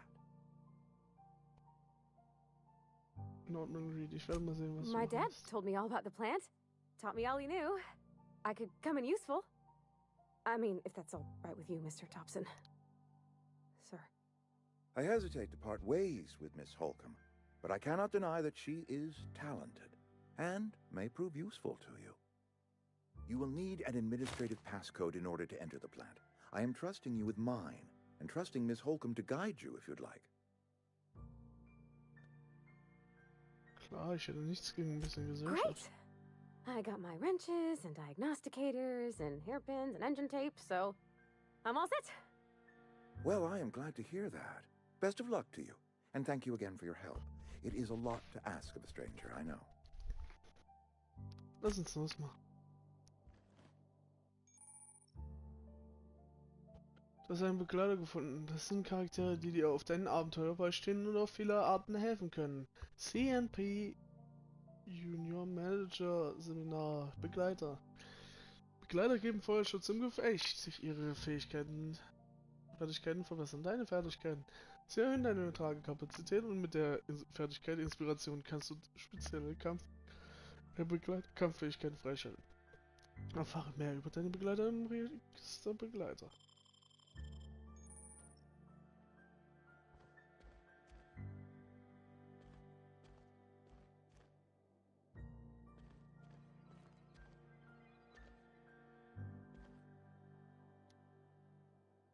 Okay, gone quiet.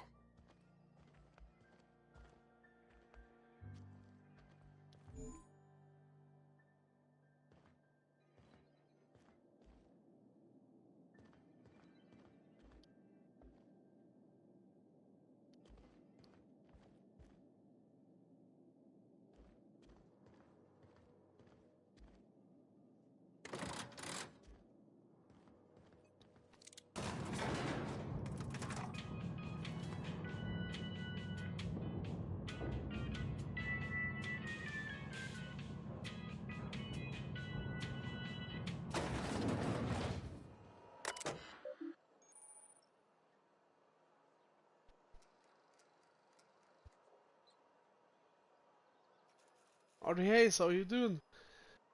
Edgewater Sardiner Konservenfabrik, eine Anlage von Spacer's Choice, Terminalzugang. Hinweis, die Edgewater Sardiner Konservenfabrik hält sich strikt an die Spacer's Choice Standards in Sachen Gesundheitsschutz und Sicherheit. Hinweis, plan die Termine für deine Krankentage mit deinem Spacer's Choice Vorarbeiter und/oder Vorgesetzten. Nimm Rücksicht auf die anderen Mitglieder der Spacer's Choice Familie. Du kannst mit 2 bis 4 Wochen Bearbeitungszeit zur Bewilligung deiner geplanten Krankentage rechnen.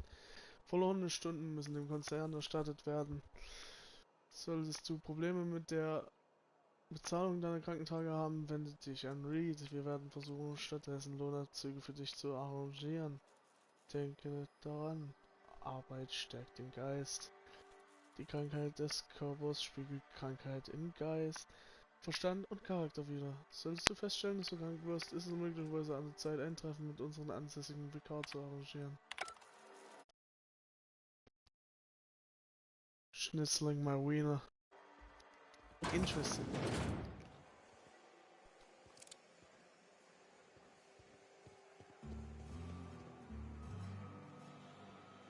You got a minute? What's going on, Sorry. You just want to get out of here. And you likely don't want to tag along like me. It's just, Mr. Thompson has his own view on matters, on account of it's his job and what all, but that's not the only side of the tale.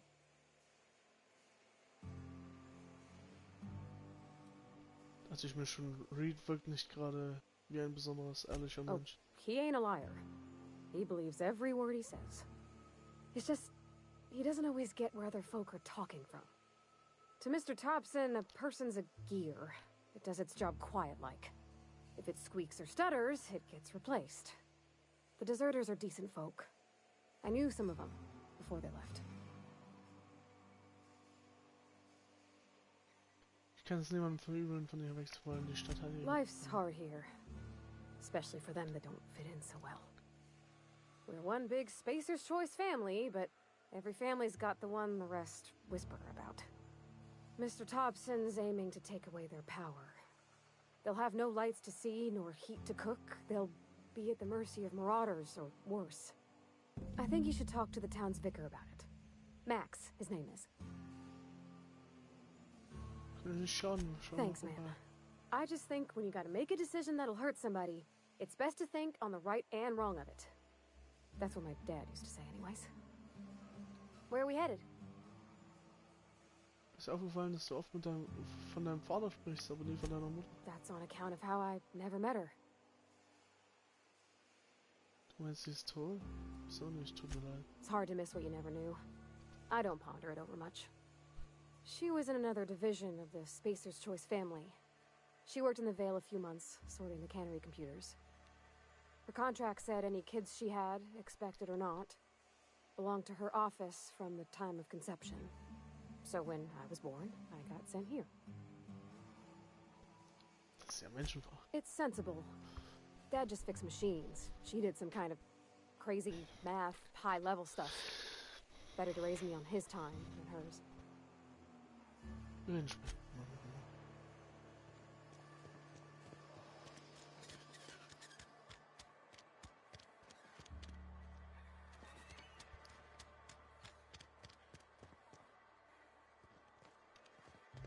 I've always felt weird in here. It's too clean. Yes, what is it? You're an outsider. Fantastic. Vicar Maximilian de Soto at your service. Or Vicar Max if you're the sort who prefers brevity. And Ms. Holcomb as well. How rare to see you out. And with a complete stranger. Curious. Just tagging along, Vicar de Soto. Don't mind me. I so rarely get new people to talk to. Name your poison, anything at all. Spiritual counseling, this season's tossball predictions, the quickest way out of town.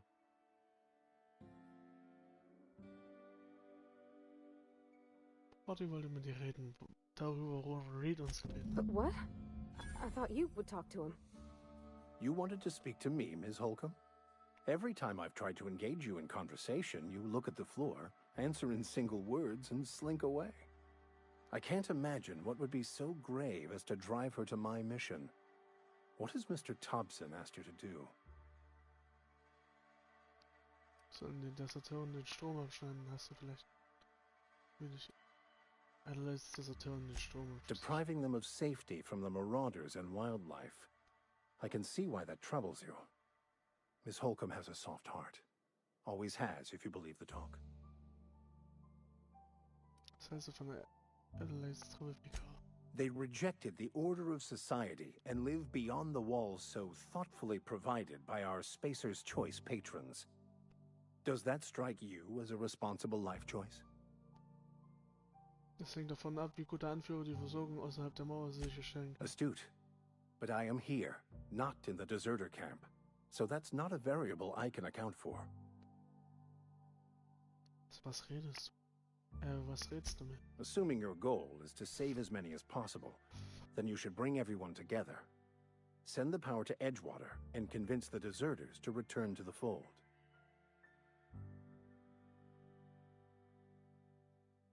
Okay, dann überzeugen wir einfach alle, aufeinander zuzugehen. Ich behalte es mir. If it were as easy as a few soothing words in the right ears, I'm sure it would have been done already. Consider it a challenge. If you don't mind a bit of unsolicited advice, be cautious on your way to the geothermal plant. It is not as safe as you might assume.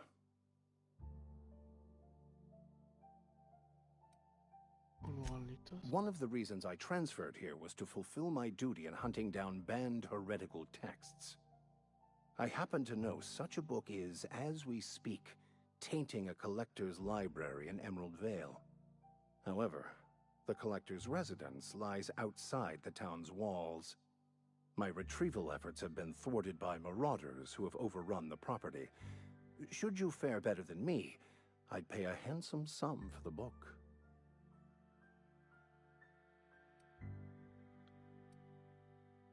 Wieso ist ein Vikar in einem verbotenen Ketzerbuch? I just want to keep the writing out of layman's hands.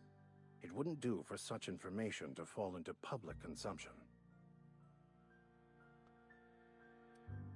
Es scheint eher, dass es von Interesse für die Obrigkeiten wäre, dass du hinter dem...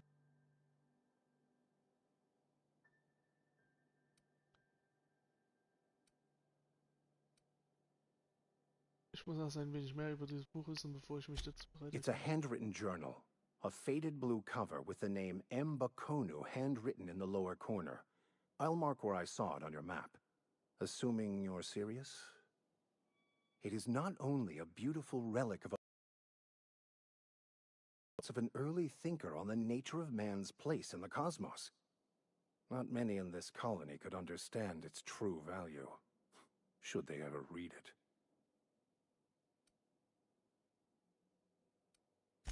Thank you. If you retrieve it, you can always find me here.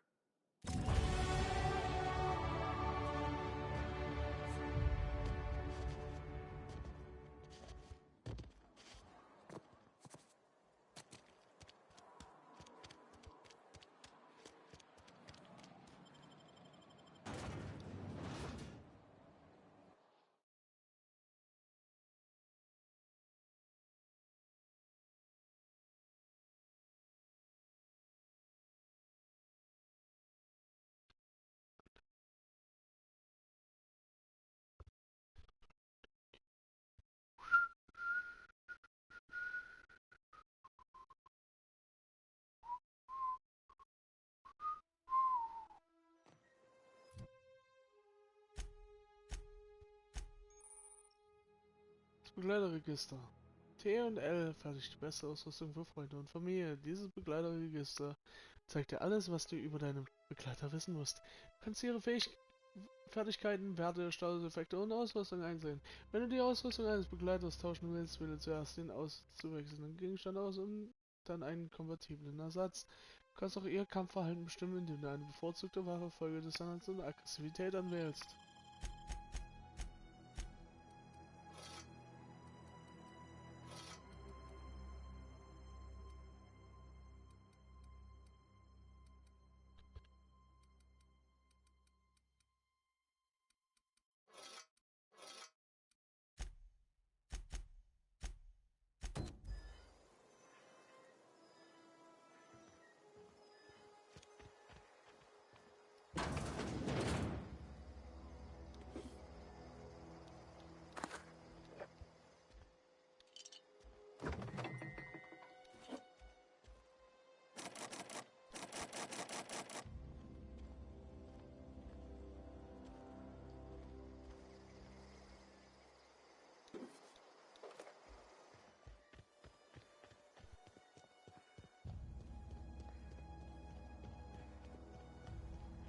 When I was little, we'd get freighters in every Sunday noon.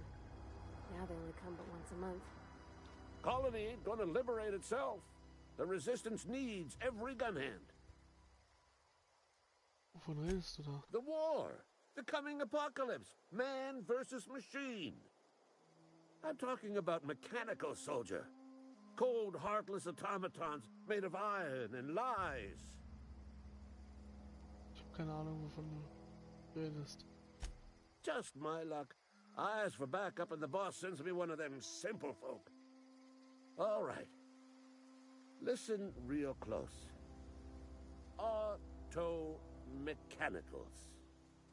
Creatures forged in the fires of malevolence. I seen them over by the old power plant. Clattering about. Firing at the birds. Orchestrating their uprising. When the swarms of mechanicals come clanging on over that hill, where will you be? Cowering beneath your cot? Or standing, shoulder to shoulder with the Resistance?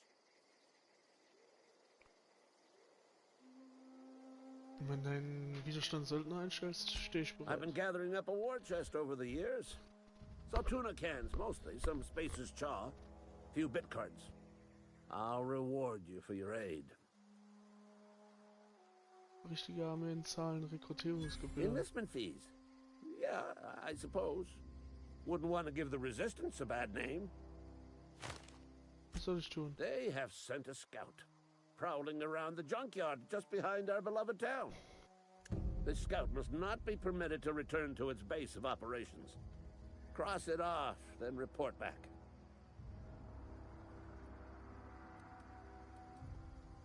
Ich lass dich.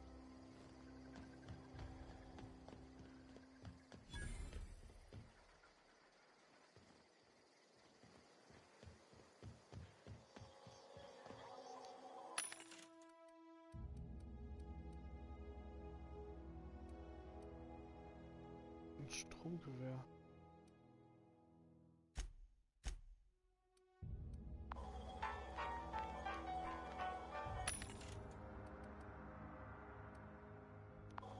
Hier ist ein neuer Teleskop. Okay, 13 von 20.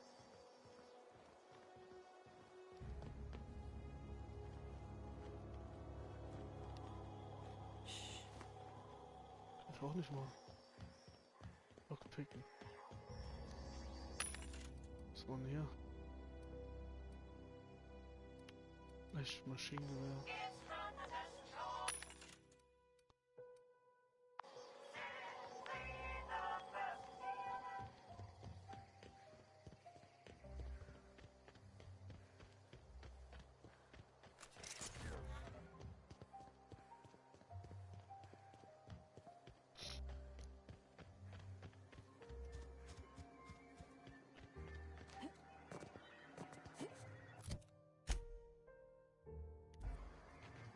Ich würde einfach sagen, wir machen noch die Quest und dann hauen wir ab.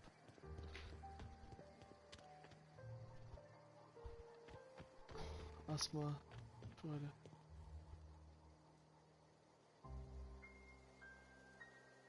Du hast ja in deinem Subspecial wieder ein Outro reingemacht. Wolltest du das von jetzt an auch bei den kommenden Videos machen?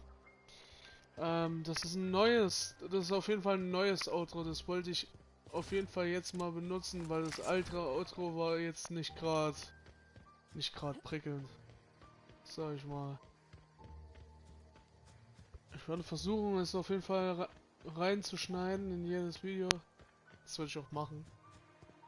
Hast du eigentlich, Johannes, hast du eigentlich mal das... Oh Gott. Aber...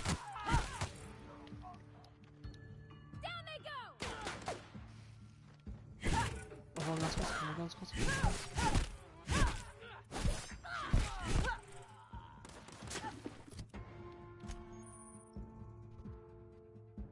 Ich fand das Neue ganz gut. Ja, ich werde es auch behalten. Für eine Weile. Für eine ganz gute Weile. Oh Gott. Oh mal ganz kurz, ich wollte dich kleiner... Oh Gott.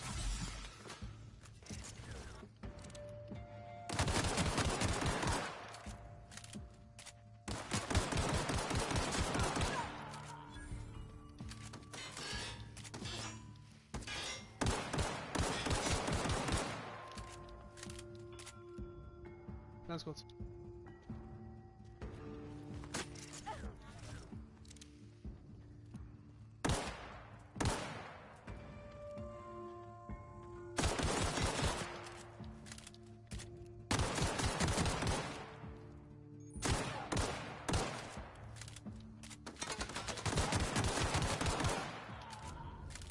Okay.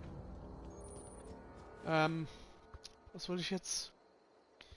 Das Neue ist auf jeden Fall ganz gut, das ich würde es auch eine ganze Weile drin lassen. Was ich dich fragen wollte, hast du das neue Video von Annie schon gesehen? Zumindest das Ende? Es ist einfach so geil. Wenn du nicht das ganze Video sehen möchtest, ist in Ordnung, dann zeige ich dir wenigstens, dann tue ich wenigstens einen Timestamp machen.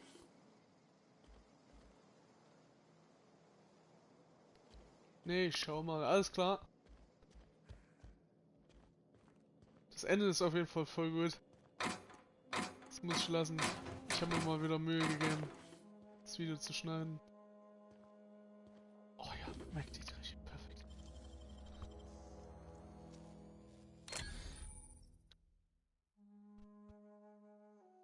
Einbruch, Schloss knacken, Hacken und Mord werden allgemein als illegale Aktivitäten angesehen. Wenn du die resultierenden Konsequenzen vermeiden möchtest, solltest du währenddessen nicht gesehen werden. Ja, das ist aber auch niemand hier.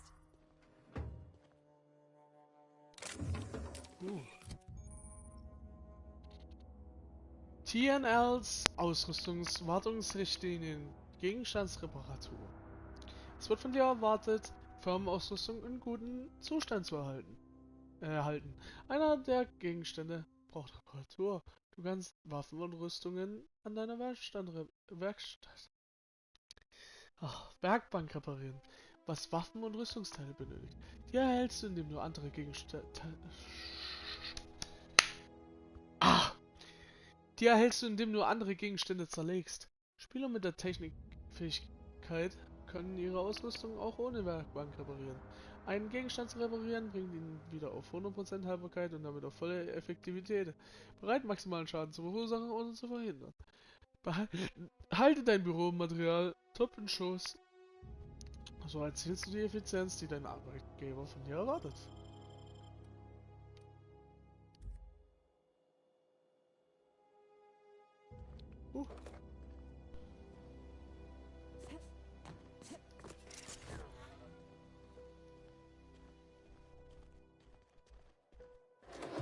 Trainer. Wir looten hier auf jeden Fall noch ein bisschen.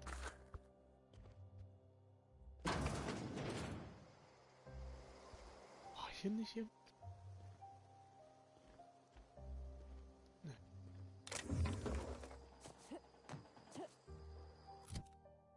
Ich sehe gerade, mein Charakter will neue Fertigkeiten.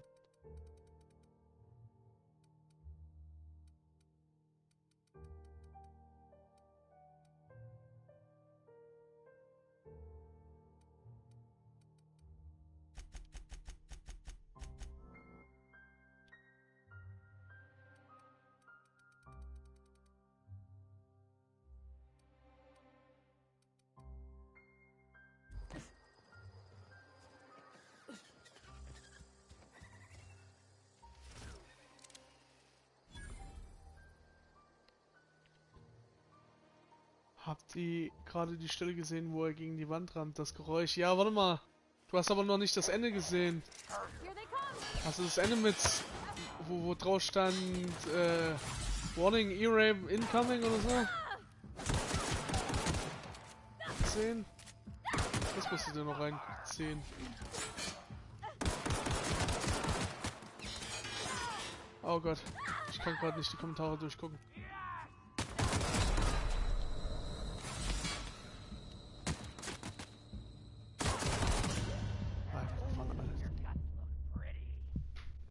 Da waren alle 3 oder 4.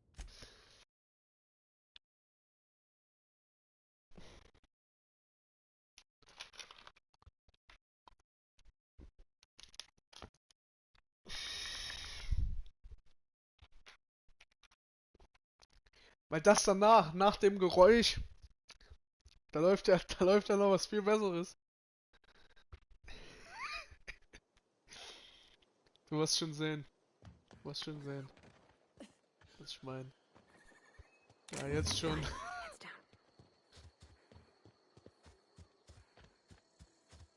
Das war echt gut gemacht. Fand ich. Oh fuck. Oh fuck. Ich glaube, ich brauche die Stoßpistole.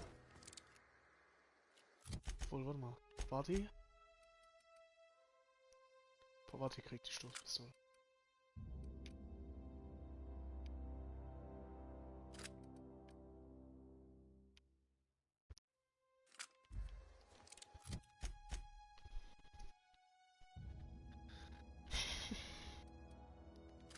Ich fand's echt gut.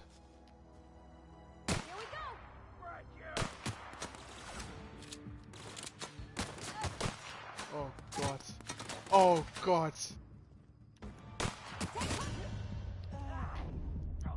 Alter.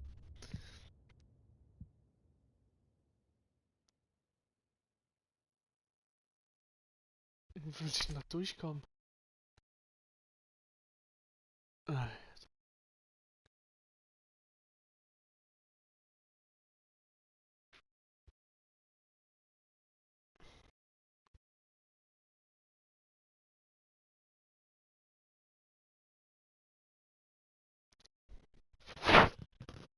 Es war auf jeden Fall eine geile Idee, das zu machen. Glaube ich.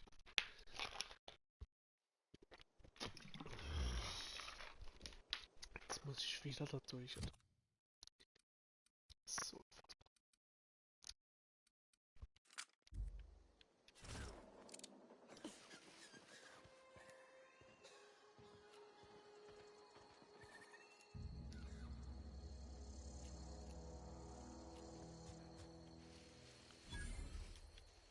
Got it. Heads down.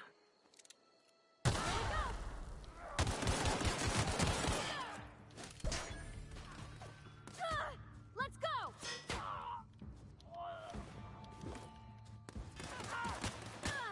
Take cover!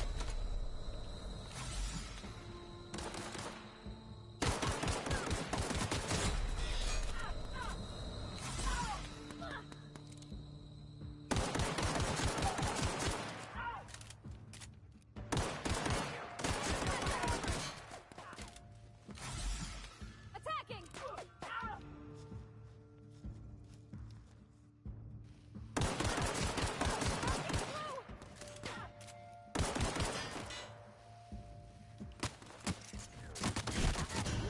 Als ob, ey.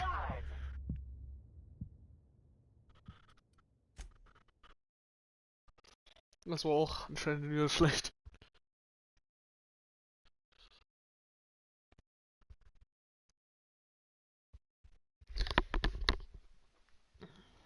Kacke.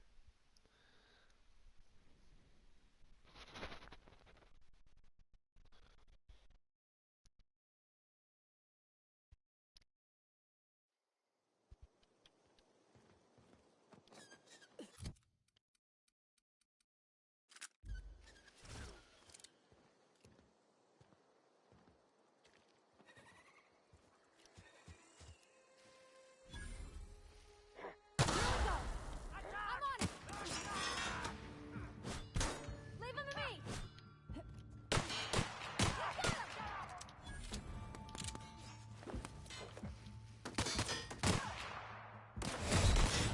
Alter, wie die... Was?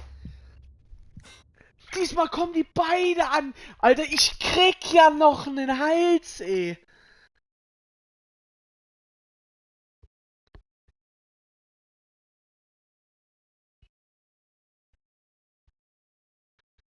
So eine Scheiße, Mann.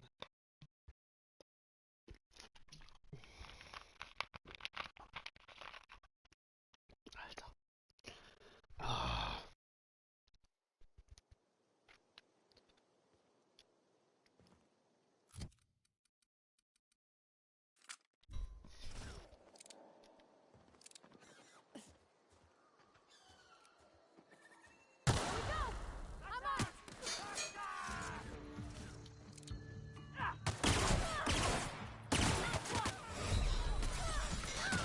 Na, boah, Alter.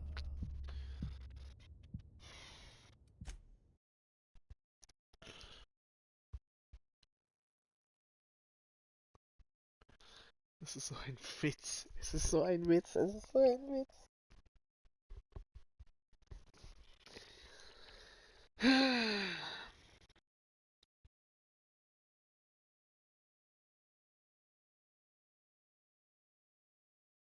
Vor allem wie viele da vor allen Dingen sind, ey.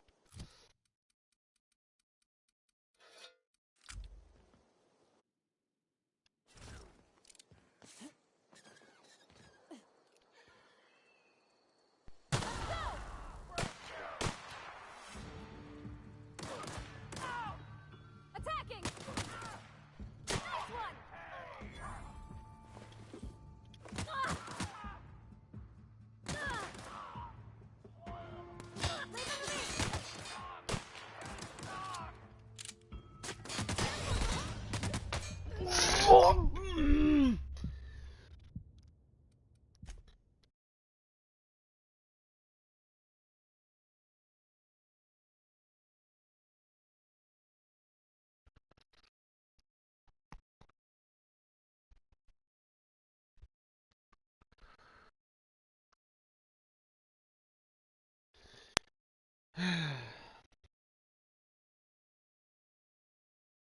Warte mal.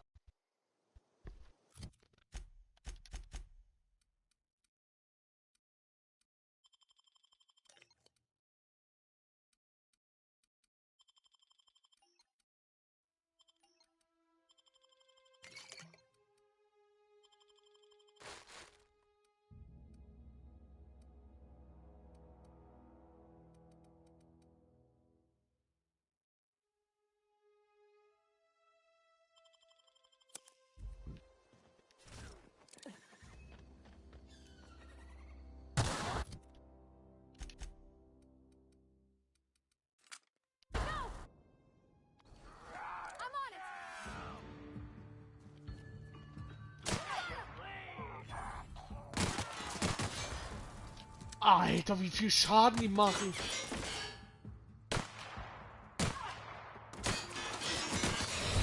Boah, ja genau. Leave me alone, ey. Oh Gott, Revolver trifft. Oh shit.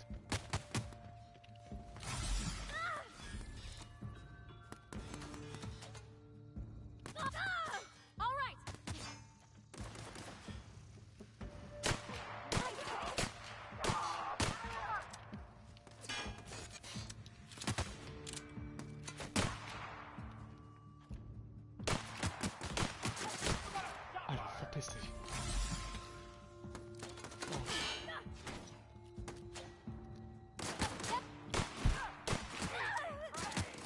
Oh Gott.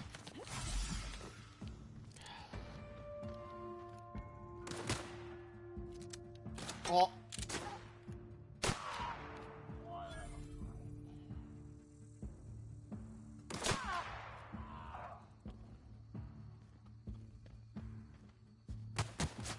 Was? Oh shit. Oh shit, vor mir. Ja. Was? Boah.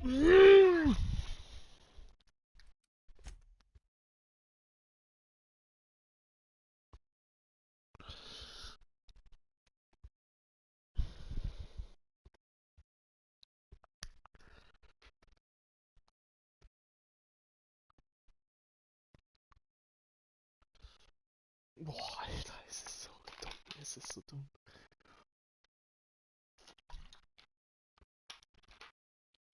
Es ist alles für irgendeine Scheiße, Alter.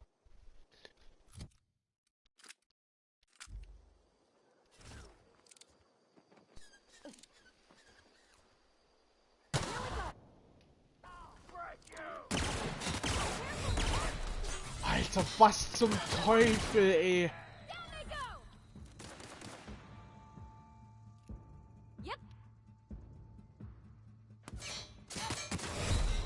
Was?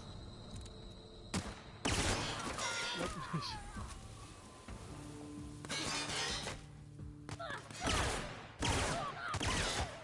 Wieso treffe ich nicht?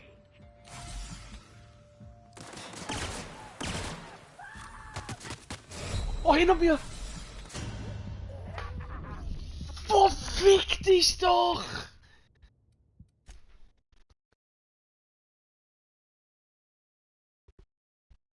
Alter. Alter, ich so dumm, es ist so dumm.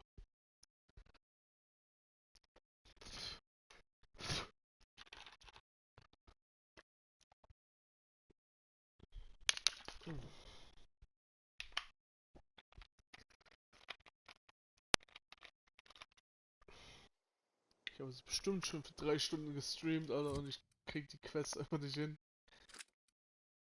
Es ist so ein Witz.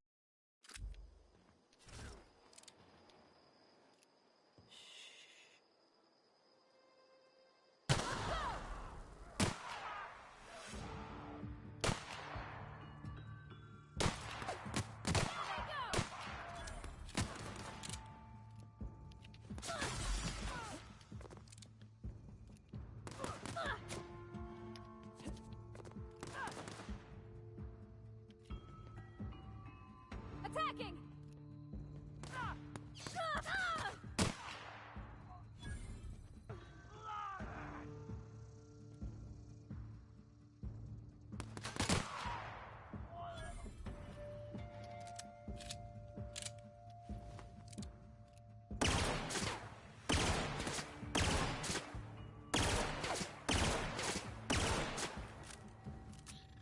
Es braucht taktisches Vorgehen, aber Alter.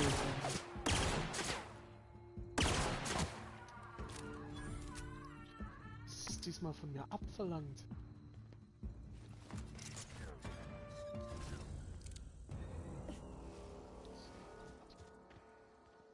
So, ich.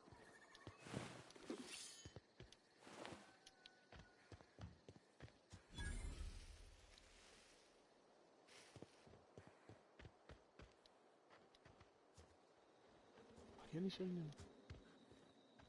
Okay, ganz ruhig. Und dann mal gucken, ob wir hier noch irgendjemanden sehen. Ja.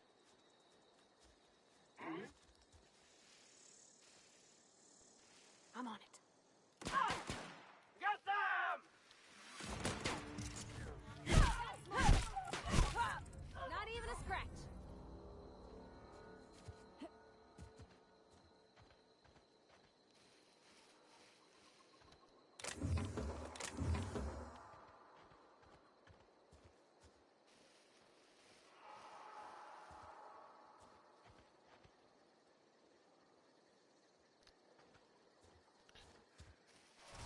Ich gehe doch mal von vorne durch.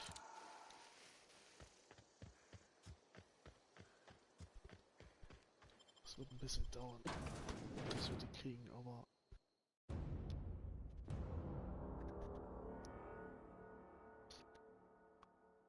Ich würde mich jetzt nicht beschweren. Was zum Teufel, Alter? Das war ja... Mhm. Ja. Ist ein bisschen komisch, dass er mich schon zum Anfang sieht. Here we go.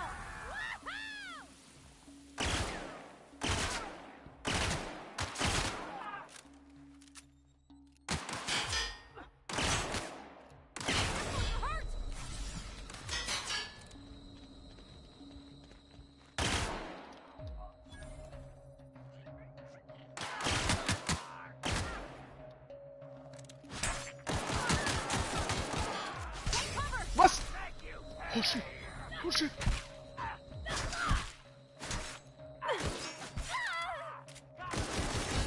Was?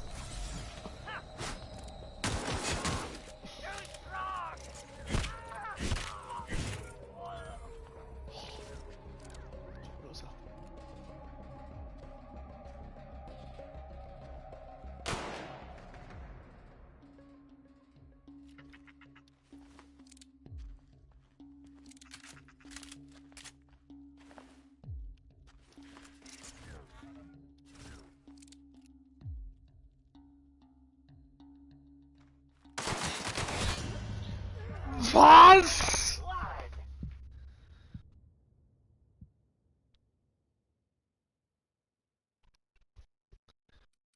Ja, Alter.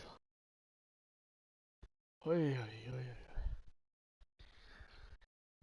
Das wurde richtig ekelhaft. Oh, Alter.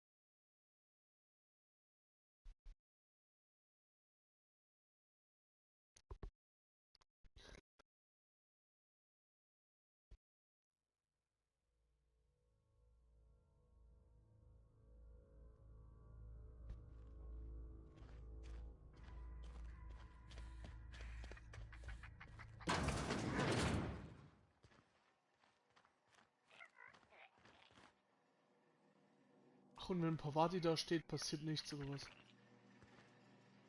ist natürlich sehr... Got it? Inside voices.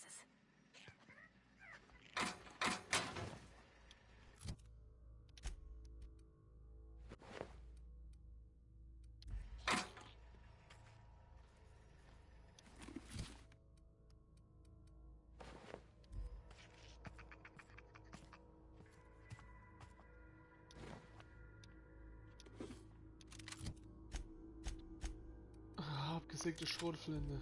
Die soll mir jetzt helfen oder was?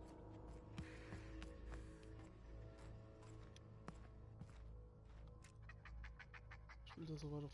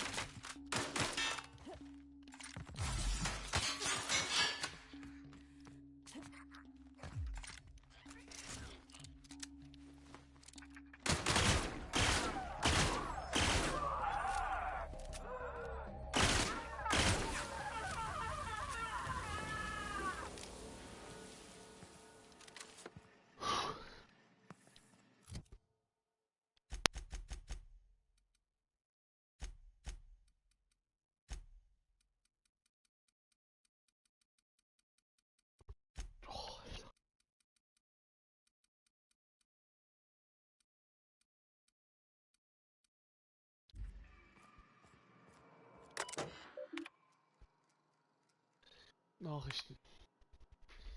Rosenberg Eier an alle. Betreff Schlüsselkarten. Liebe Mitarbeiter der Schlüsselkarten-Encoder, in der Lobby ist wieder funktionstüchtig. Im Idealfall soll er nicht erneut durchbrennen und wildfremden Leuten Schlüsselkarten aushändigen. Sollte der Encoder einen weiteren Ausfall haben, können im Falle eines Verlustes Schlüsselkarten vom Direktor oder einem der Angestellten im Büro im 2. Stock geliehen werden. Trommel L, Picket F, bitte aufhören. Direktor Picket, ich muss eine Beschwerde aufgeben. Deine Besessenheit von dieser Mann, die Königin, verschwendet wertvolle Ressourcen und hält die Entwicklung der gesamten Ausstellung aus. Ja, zurück. Das muss sofort aufhören. Lamont Trammell, Finanzbeauftragter. Handels und Trackers. Picket F. Bitte aufhören. Lieber Auftraggeber, dieser Brief zieht sich über auf deine Anfrage über eine ausgewachsene Mannkönigin. Wie du wahrscheinlich weißt, haben unsere Kundschafter eine wunderschöne neue Art in der Wildnis entdeckt. Auf deine Zustimmung hin ein Team hochspezialisierter Jäger ausgesandt, um sie für dich zu töten. Wir müssen dich bedauerlicherweise darüber informieren, dass das gesamte Team ums Leben gekommen ist. In Kürze übersenden wir dir, wie vertraglich vereinbart, unsere Rechnungen für die Grabgebühren der verstorbenen Jäger. Darüber hinaus verlangen wir einen Ausgleich der entstandenen Kosten für beschädigte, zerstörte, verdaute, korrodierte oder verspeiste Ausrüstung. Vielen Dank für deine Unterstützung. Lass mich diese Gelegenheit nutzen, um dir 10% Rabatt für eine weitere Jagdmission anzubieten. Ich freue mich von dir zu hören. Mit freundlichen Grüßen, Hunters and Trackers Ltd. In Partnerschaft mit der Wildfire Eradication Society, eine 100%ige Tochtergesellschaft der Universe Defense Logistics. Hunters and Trackers Limited. Wir bringen der Fauna Halcyons die grausame Realität bei. Alter.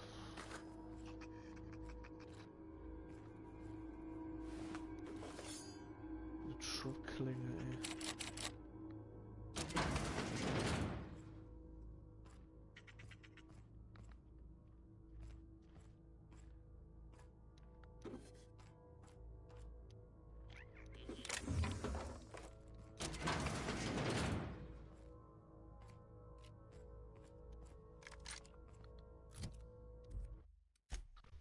Ich speichere erstmal schnell.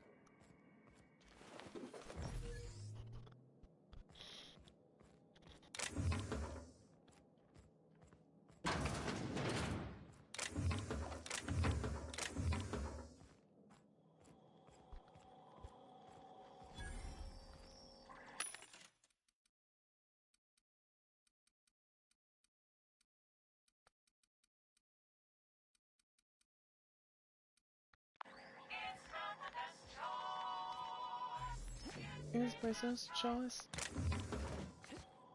Das ist doch ein bisschen kniffiger, als ich gedacht habe, das Spiel jetzt. Wo wir hier schwer eingestellt haben. Muss ich lassen. Aber es macht Spaß.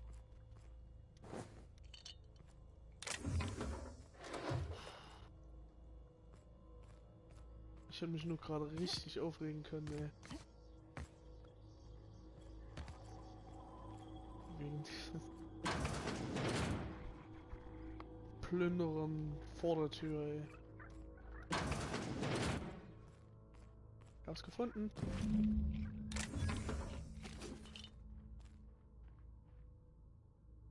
Who ate my lunch?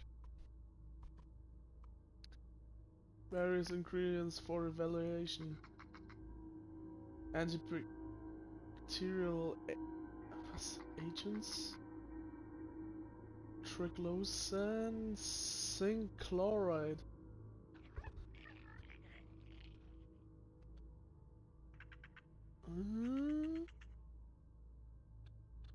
Surfactants. Sodium. Was?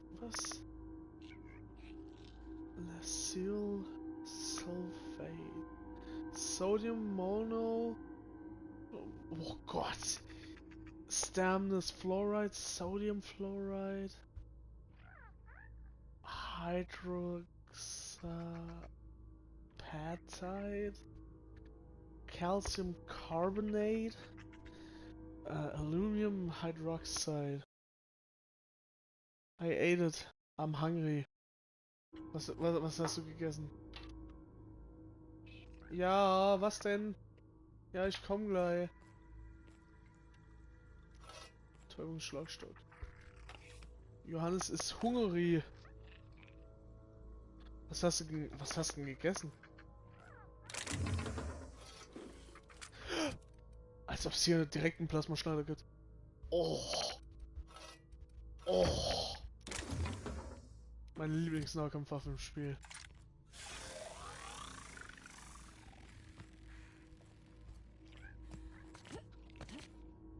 Sollen wir jetzt noch schnell reisen?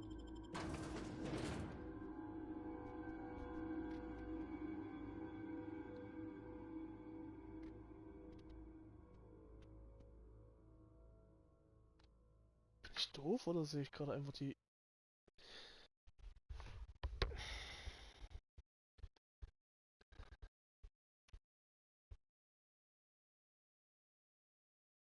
Ich muss mal... Ganz kurz jetzt mal... Da muss wohl der Chemiker ran. Da muss richtig der Chemiker ran. Ach so. Du hast das Lunch... Also du hast Lunch gegessen, ey. Ja, ich frag mich auch, wo sein Mittagessen hingekommen ist, ah? Ich dachte zuerst, ich war's gewesen. Aber anscheinend hat sich's ja geklärt, ey.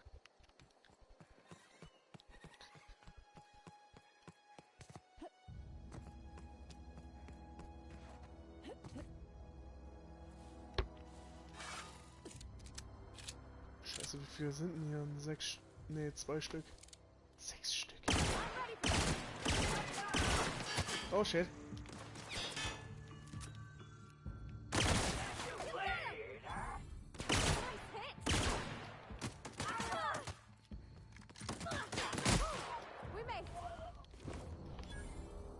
Zeitverzögerung beim Stream ist halt etwas nervig. Das stimmt schon. Deswegen versuche ich immer so schnell wie möglich zu antworten, wenn ich die Nachricht sehe. Aber ich kann halt auch nichts dran ändern. Ich hab Pseudo-Äpfel geholt. Cool.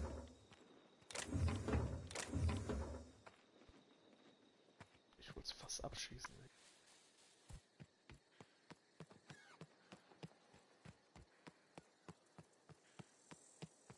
Solange keine weiteren Banditen hier sind, muss ich mir ja keine Sorgen mehr machen.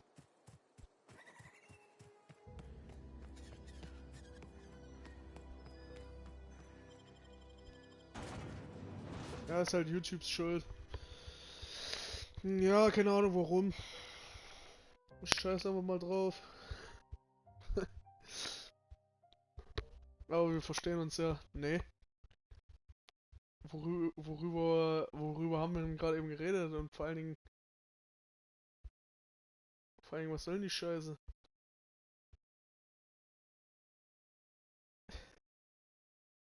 Wir haben uns doch über gar nichts unterhalten. Wir waren noch voll schlecht unterwegs. Ich bin auch übelst hart gestorben. Okay, bye.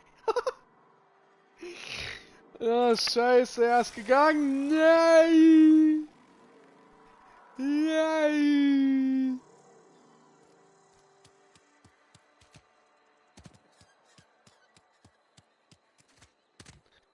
Und so verkraut man seine Zuschauer, mein Leben. Scheiße, Alter. So, erstmal Spielstand speichern. Ich will nämlich wissen, was passiert, wenn ich Abernathy das Ganze gebe. So. Dann speichern wir das mal ab. Oder Johannes ist einfach... Johannes ist einfach raus, Alter. Der hat einfach reingehauen, ey. So, Abernathy. Somebody's been running around talking about the Hope. Wonder if that's a new drug of some kind. Let's see it. Don't keep us waiting. Es hat mir erzählt, dass du dich zum Hypochonder hast. I don't know what that means. Oh, ich müsste wirklich mal gehen. Ich habe nämlich mal jetzt wirklich Hunger. Ja, bei uns gibt's auch gerade Mittagessen. Mittagessen. Mittagessen! Scheiße! Was ist offensichtlich. Sweet life-giving nostrum. The first hit's always the best. Scratched together all the bits I had around the domicile. Mittagessen, Junge, ich hasse es. Stimmt nicht, du hast ja mein Leben riskiert, um deins zu rennen. You're wringing the blood out of me. Here, you can have whatever's in my pockets. Bis hin. So.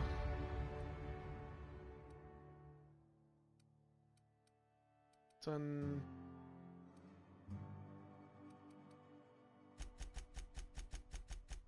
Nicht so.